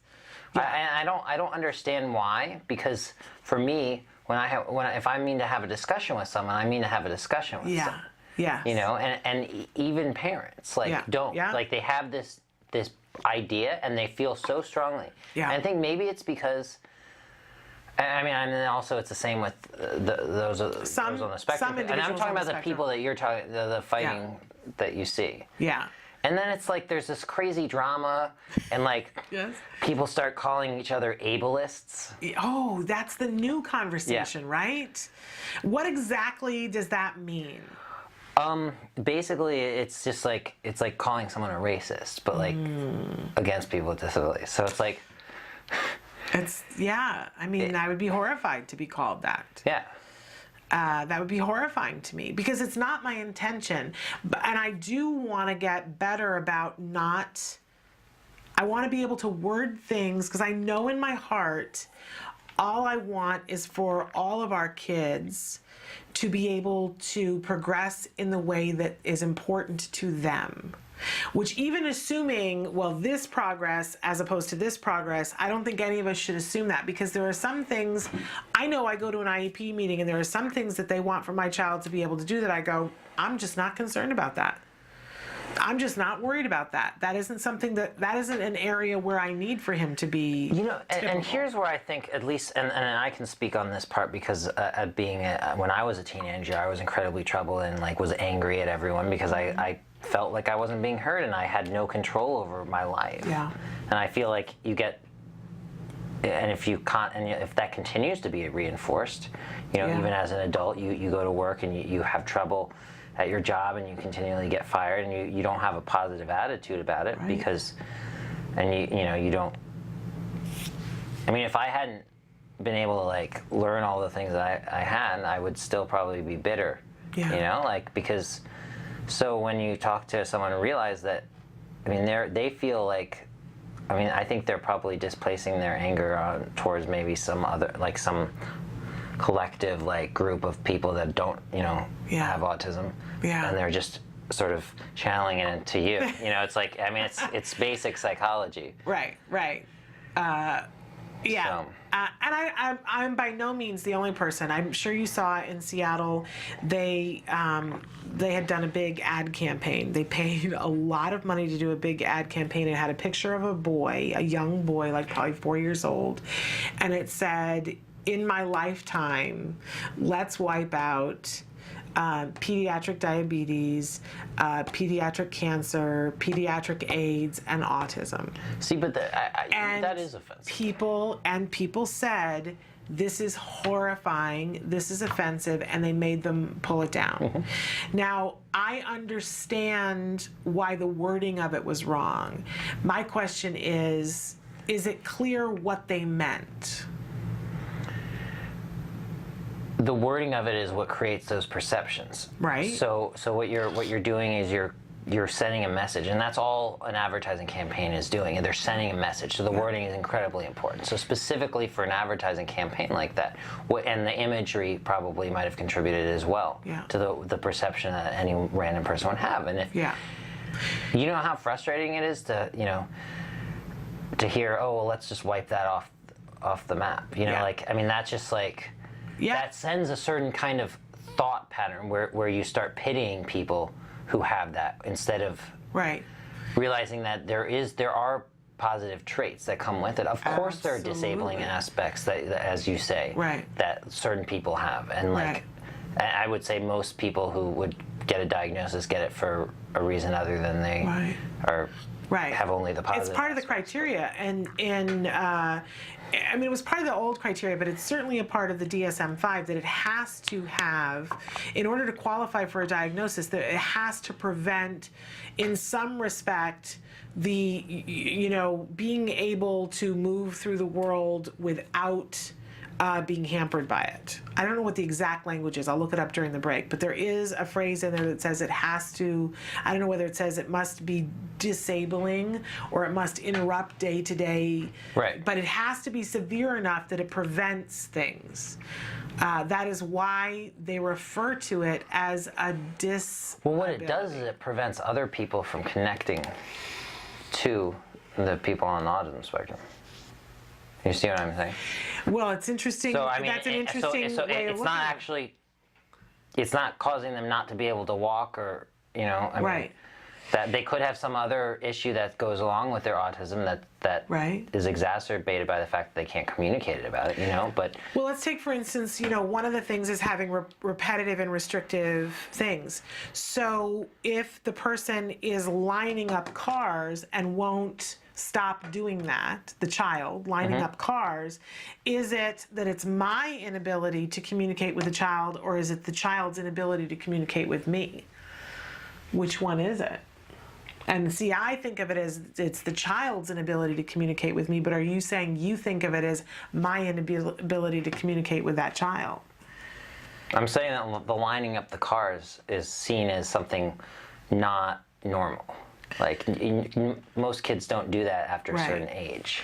Well, and I think the thing that the diagnosis specifies is that you can line up cars. We all know that you can line up cars, but if you can't stop lining up cars and it prevents you from learning how to do other things or prevents you from talking to someone, then that lining up cars can be viewed as a disability for that child. But are you saying you don't think of it as a disability? In the context of the environment the child's in, it really depends. I mean, because there are sometimes they could be lining up cars and it's totally fine. It's not stopping anything.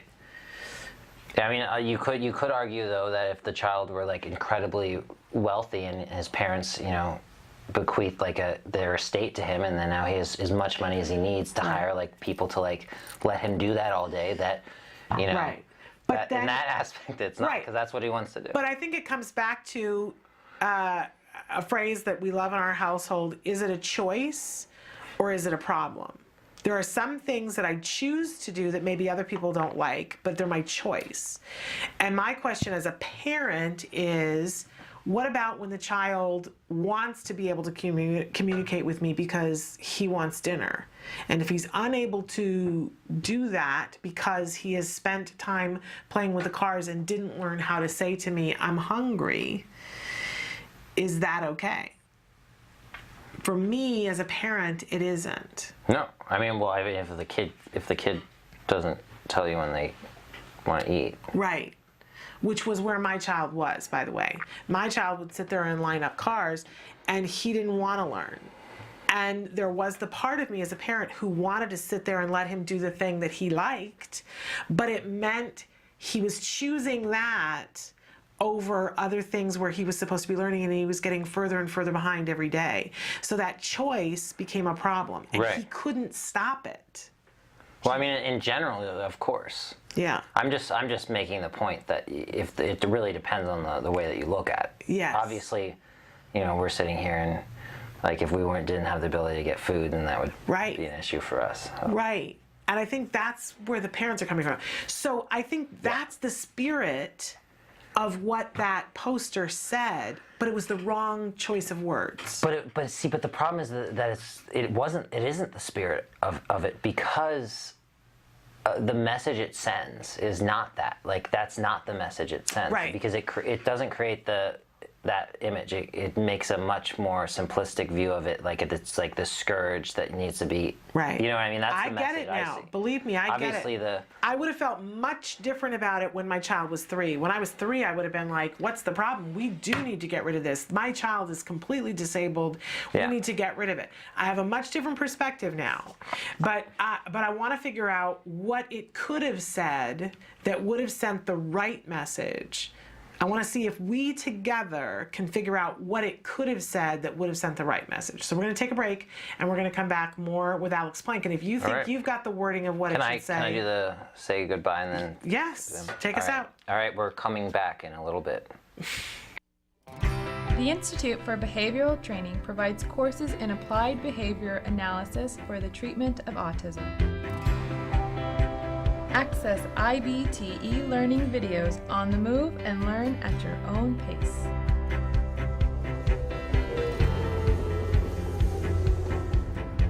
I'm going to talk a little bit about intensity. IBT e-learning makes any location your classroom on the go. So our objectives for today are to really learn what is autism and how is it diagnosed. Get professional guidance with IBT face-to-face training.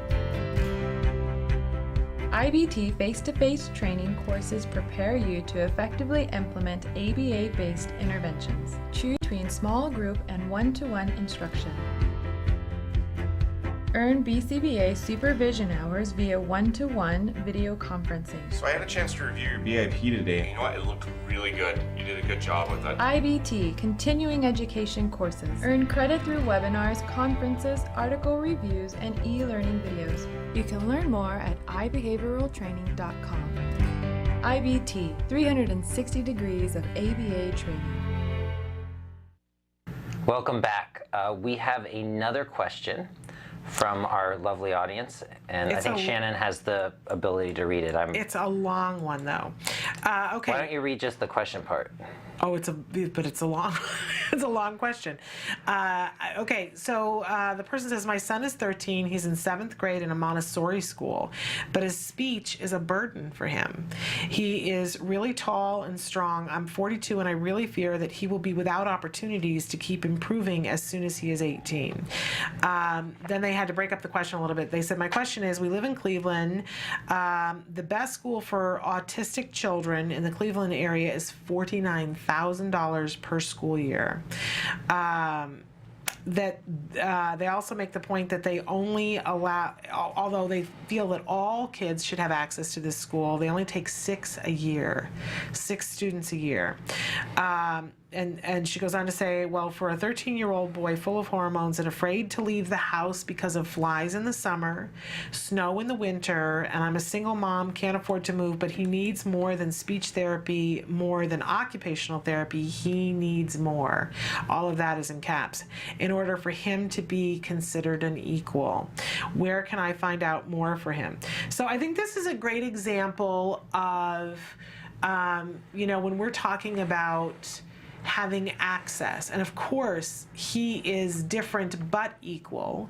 But the world is not going to get the benefit of him if he's afraid to go outside in the summer because of flies, and he's afraid to go out in the winter because of snow, and he's having difficulty with his speech. Now, we're at a point at 13 where I really feel like the teen years are the worst. And he's 13. Right. And he's afraid of flies.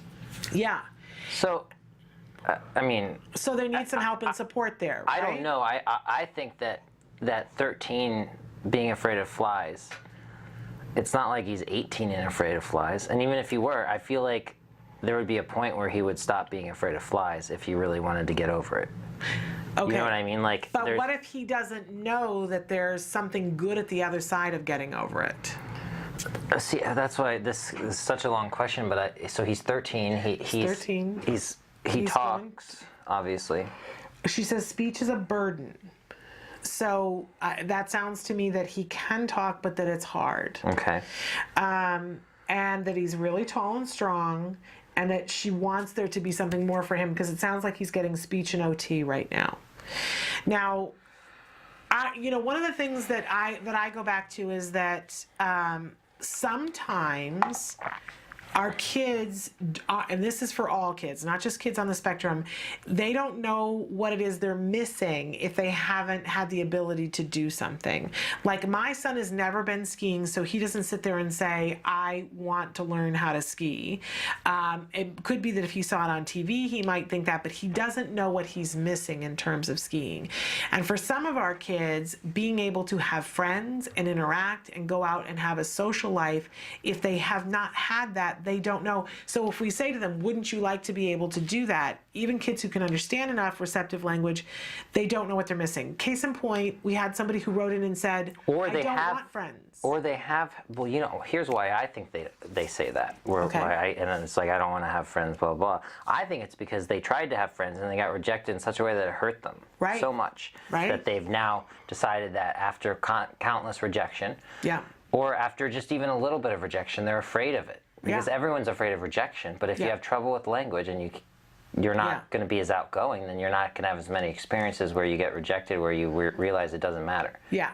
Now, we had somebody who wrote into the show months ago who was 21 years old and said, look, not everybody has to have friends. I don't want to have friends. I'm not interested in having friends. Everyone should not be forced to learn how to have friends. And I said, as a parent, at the age of 21, if you have made the choice that you've tried this and it's not, you wouldn't be the first person who said, I like leading a solitary life. There are many people who have chosen that at the age of 21.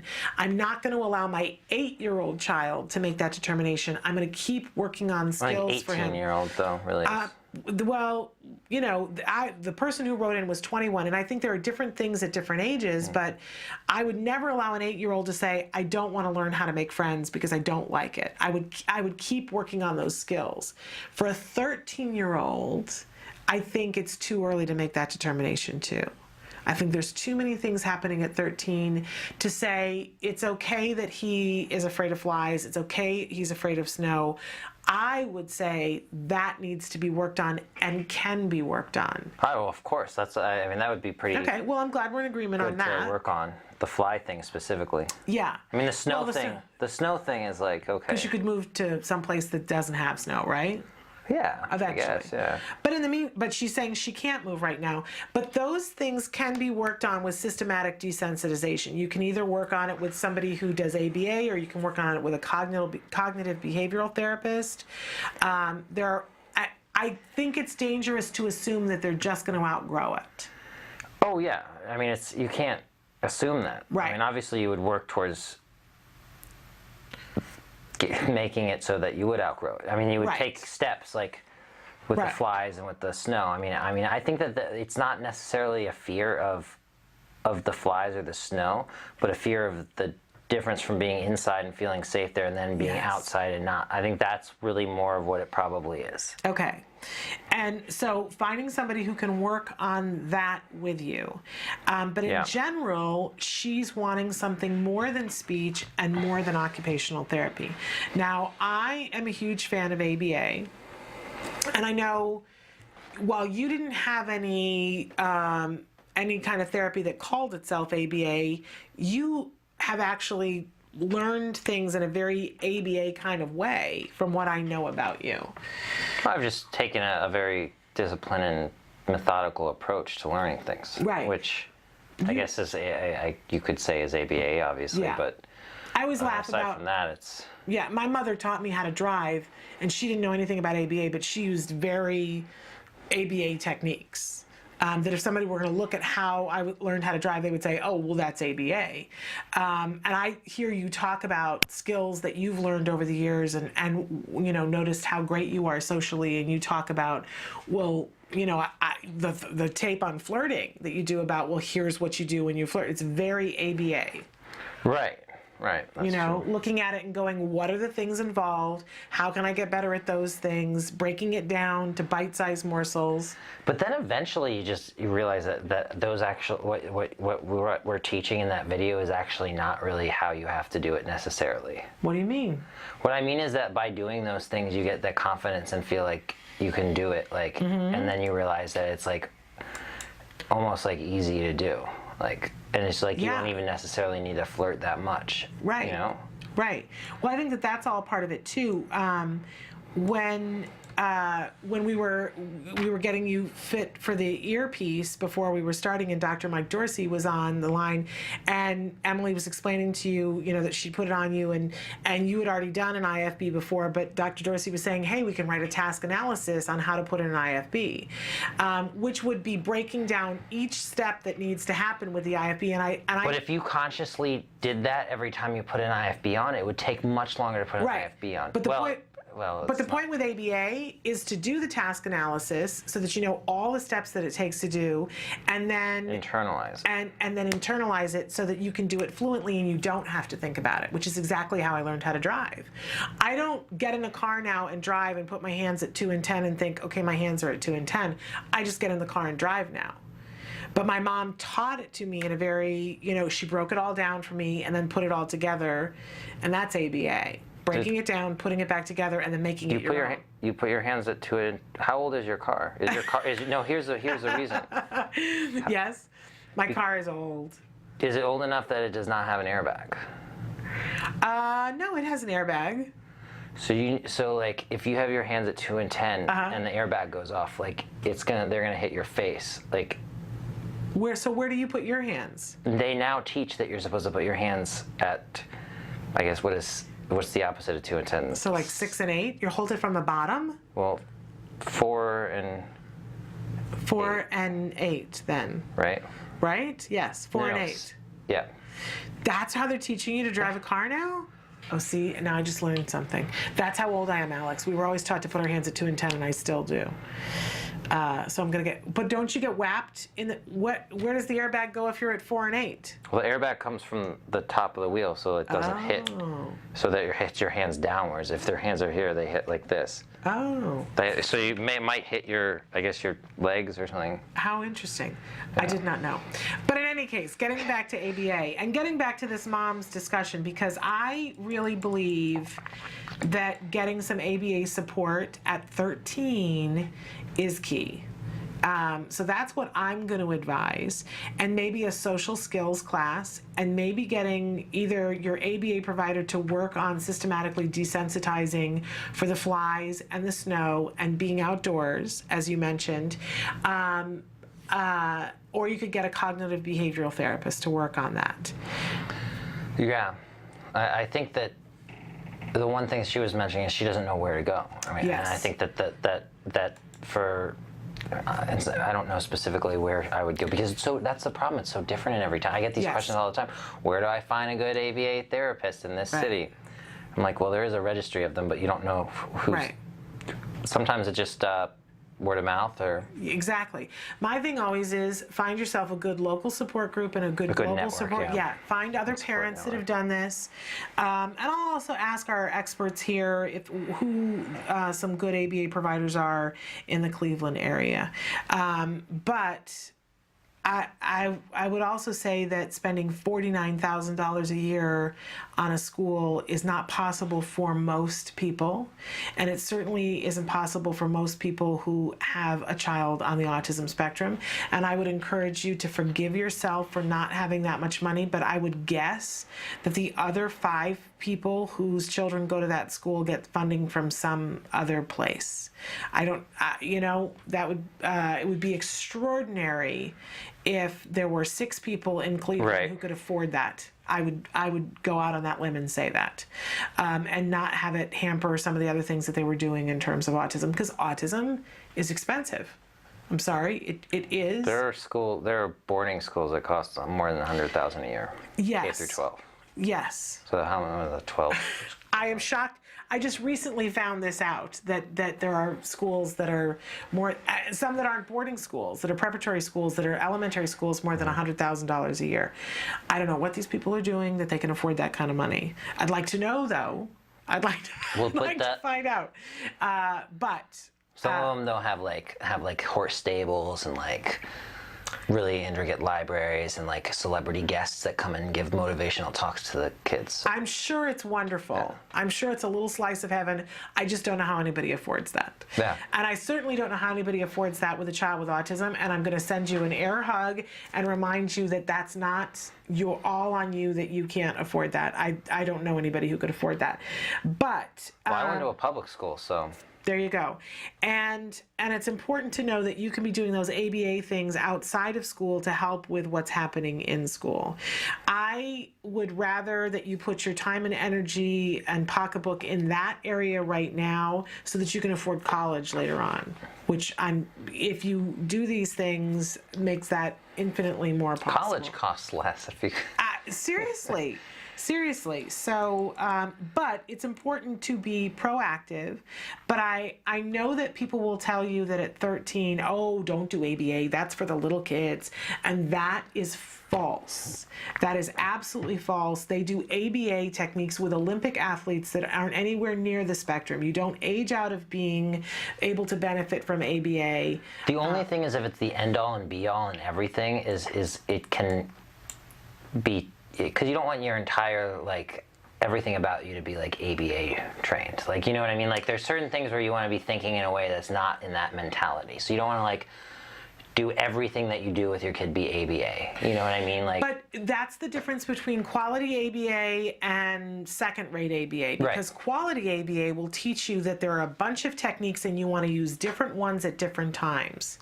Not all of it being well, ABA in its essence teaches you that that is the best thing, and that's like because technically it's the only scientifically, like, evidence-based, like, treatment that's, like, peer-reviewed that is out there. Really. Right, but within ABA, there are so many different techniques. There's some natural environment training. There's some pivotal response training. There is some DTT, and I think people tend to think that ABA is just the DTT. It isn't. Not quality ABA. So with quality ABA, kids are taught how to get to independence, how to get to the point where there isn't somebody standing over them, reminding them what to do, how to make skills their own, so that they get to that point. And quality ABA is going to teach things like executive functions and cognition, so that the kids think things through themselves, which is what we all want. Right. What I mean, though, is that there should be, like, eclectic. There should be stuff that's not in any of those categories, where you're just not doing ABA. Where the kid is not, where you're not enforcing those, because I know they're trying to do it all the time, but I think that there should be sort of, like, you should go out, you should take your kid to, like, I work with the Miracle Project. I'm on the board there, and what they do is, like, totally not ABA. It's the complete. It's almost like the opposite of it in a way. We're gonna take a break and come back and talk about what that is, because I'm gonna bet you a whole $1 that when we talk about this, we're going to find out that there is some element of ABA that you can do wherever you are that isn't to the detriment of the child. And if I can't convince you by the end of the show, I owe you $1. Deal? Sure. Okay. Oh, we got 7 minutes left. We're going to take a quick break and come back. Stick with us. All right. And we are here for our Inclusion Film Camp for military children with autism and their siblings.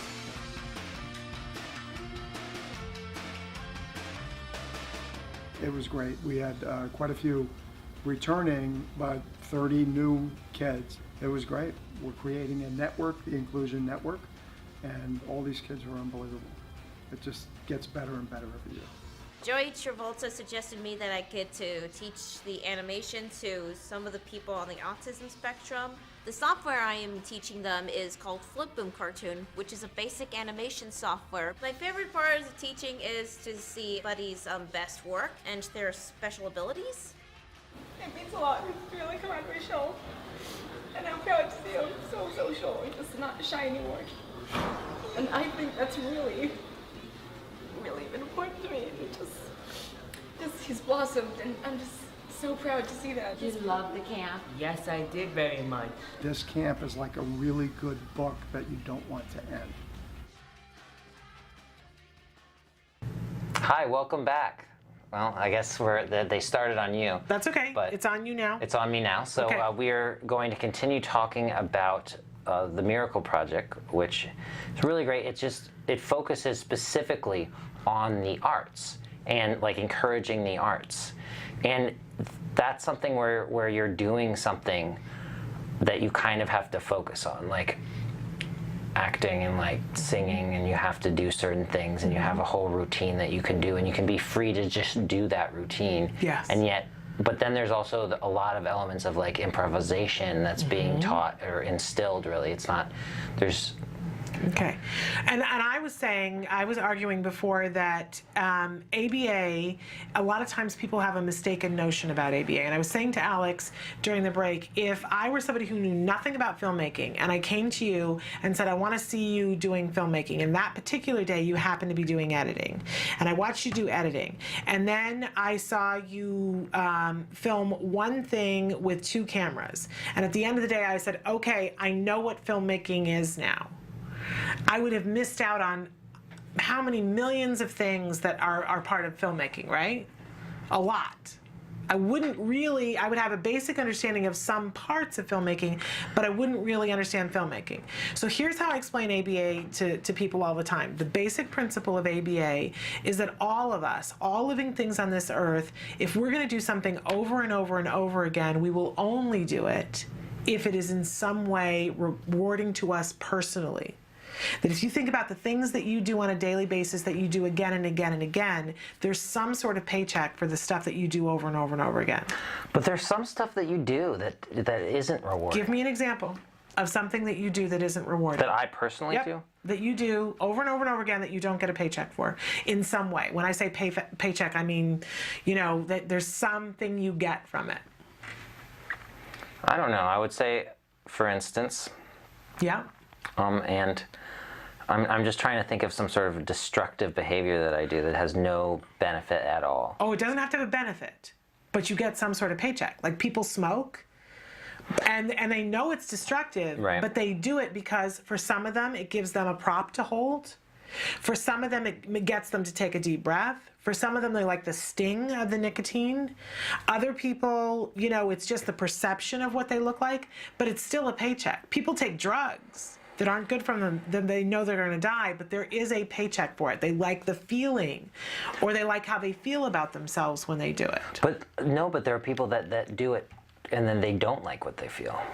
Absolutely, but there is still a reason why they engage in it. Sometimes it takes, like if you're addicted to something, even if you know something isn't bad for you, you do it because it takes the edge off of the feeling. I mean, I don't like being overweight, but I continue to not exercise and overeat because there's an immediate paycheck for how I feel when I do that. We all engage in things that we do because there is something about it that feeds something. And what ABA says is that, then we're going to find ways to reward an individual for doing things that are productive for them, and we're going to stop rewarding behaviors that aren't beneficial. I think that that the notion that there's a Pavlovian response to anything, that you could basically go by that theory is kind of flawed, because things that happen that people do that are not based on any sort of rewards and are not instilled over time.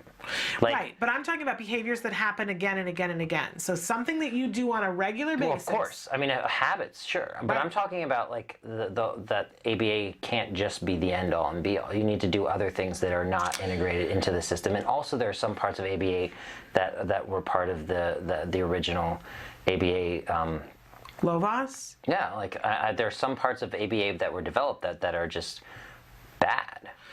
There are some things that, like, for instance, the negative reinforcement by harming the child by throwing. That's not what's being used in quality ABA now. That is so old school, and that is not a part of modern day ABA. I'm out of time, and I wish I weren't. I'm just saying that yes, like there's a lot of things that started off in a certain way, and then they evolved. But but the genesis of those. Well, no, Lovas was working on something that, and so he tried some different things within ABA, but ABA is not punishment based. It isn't. By definition, it's not. It's not. Different people have tried different things. They still use aversives, so they like spray kids with water and like. Not in quality ABA today. All I know is that I'm friends with people who are ABA therapists, like licensed ABA practitioners who are on like. I'm saying that like you're saying like. Good ABA, but this is the ABA that is actually ABA. That's not the ABA that studies have been done on. Yeah. We're so out of time, but we're going to continue this conversation. That's not true though. Aversives are in like any like ABA. I've seen it like in the best ABA. They use they have like rare instances. Can I tell you though? I had ABA in my home for 5 years. The best quality level of ABA and aversives were never. Was your child self-harming? Yes. He was, and I had a camera, and I listened to every single moment, and aversives were never used. They are not used at the Center for Autism and Related Disorders, and I can name at least 10 other providers that do not use aversives. That's great. I'm saying though that you can't just trust an ABA. No, I agree with you there. You have to be very. I agree. You have to be very careful. We're out of time, but thank you for co-hosting with me. This has been really informative. Can we do it next week again? Can we do it every week? Can I just be your co-host? Let's figure out because we're not here next week. Stick with. We'll be back on Wednesday. We're not here tomorrow, so tune in to see us on Wednesday. Yes. I'm Alex. I'm going to say goodbye. And give your kiddos a hug from me. Bye-bye for now.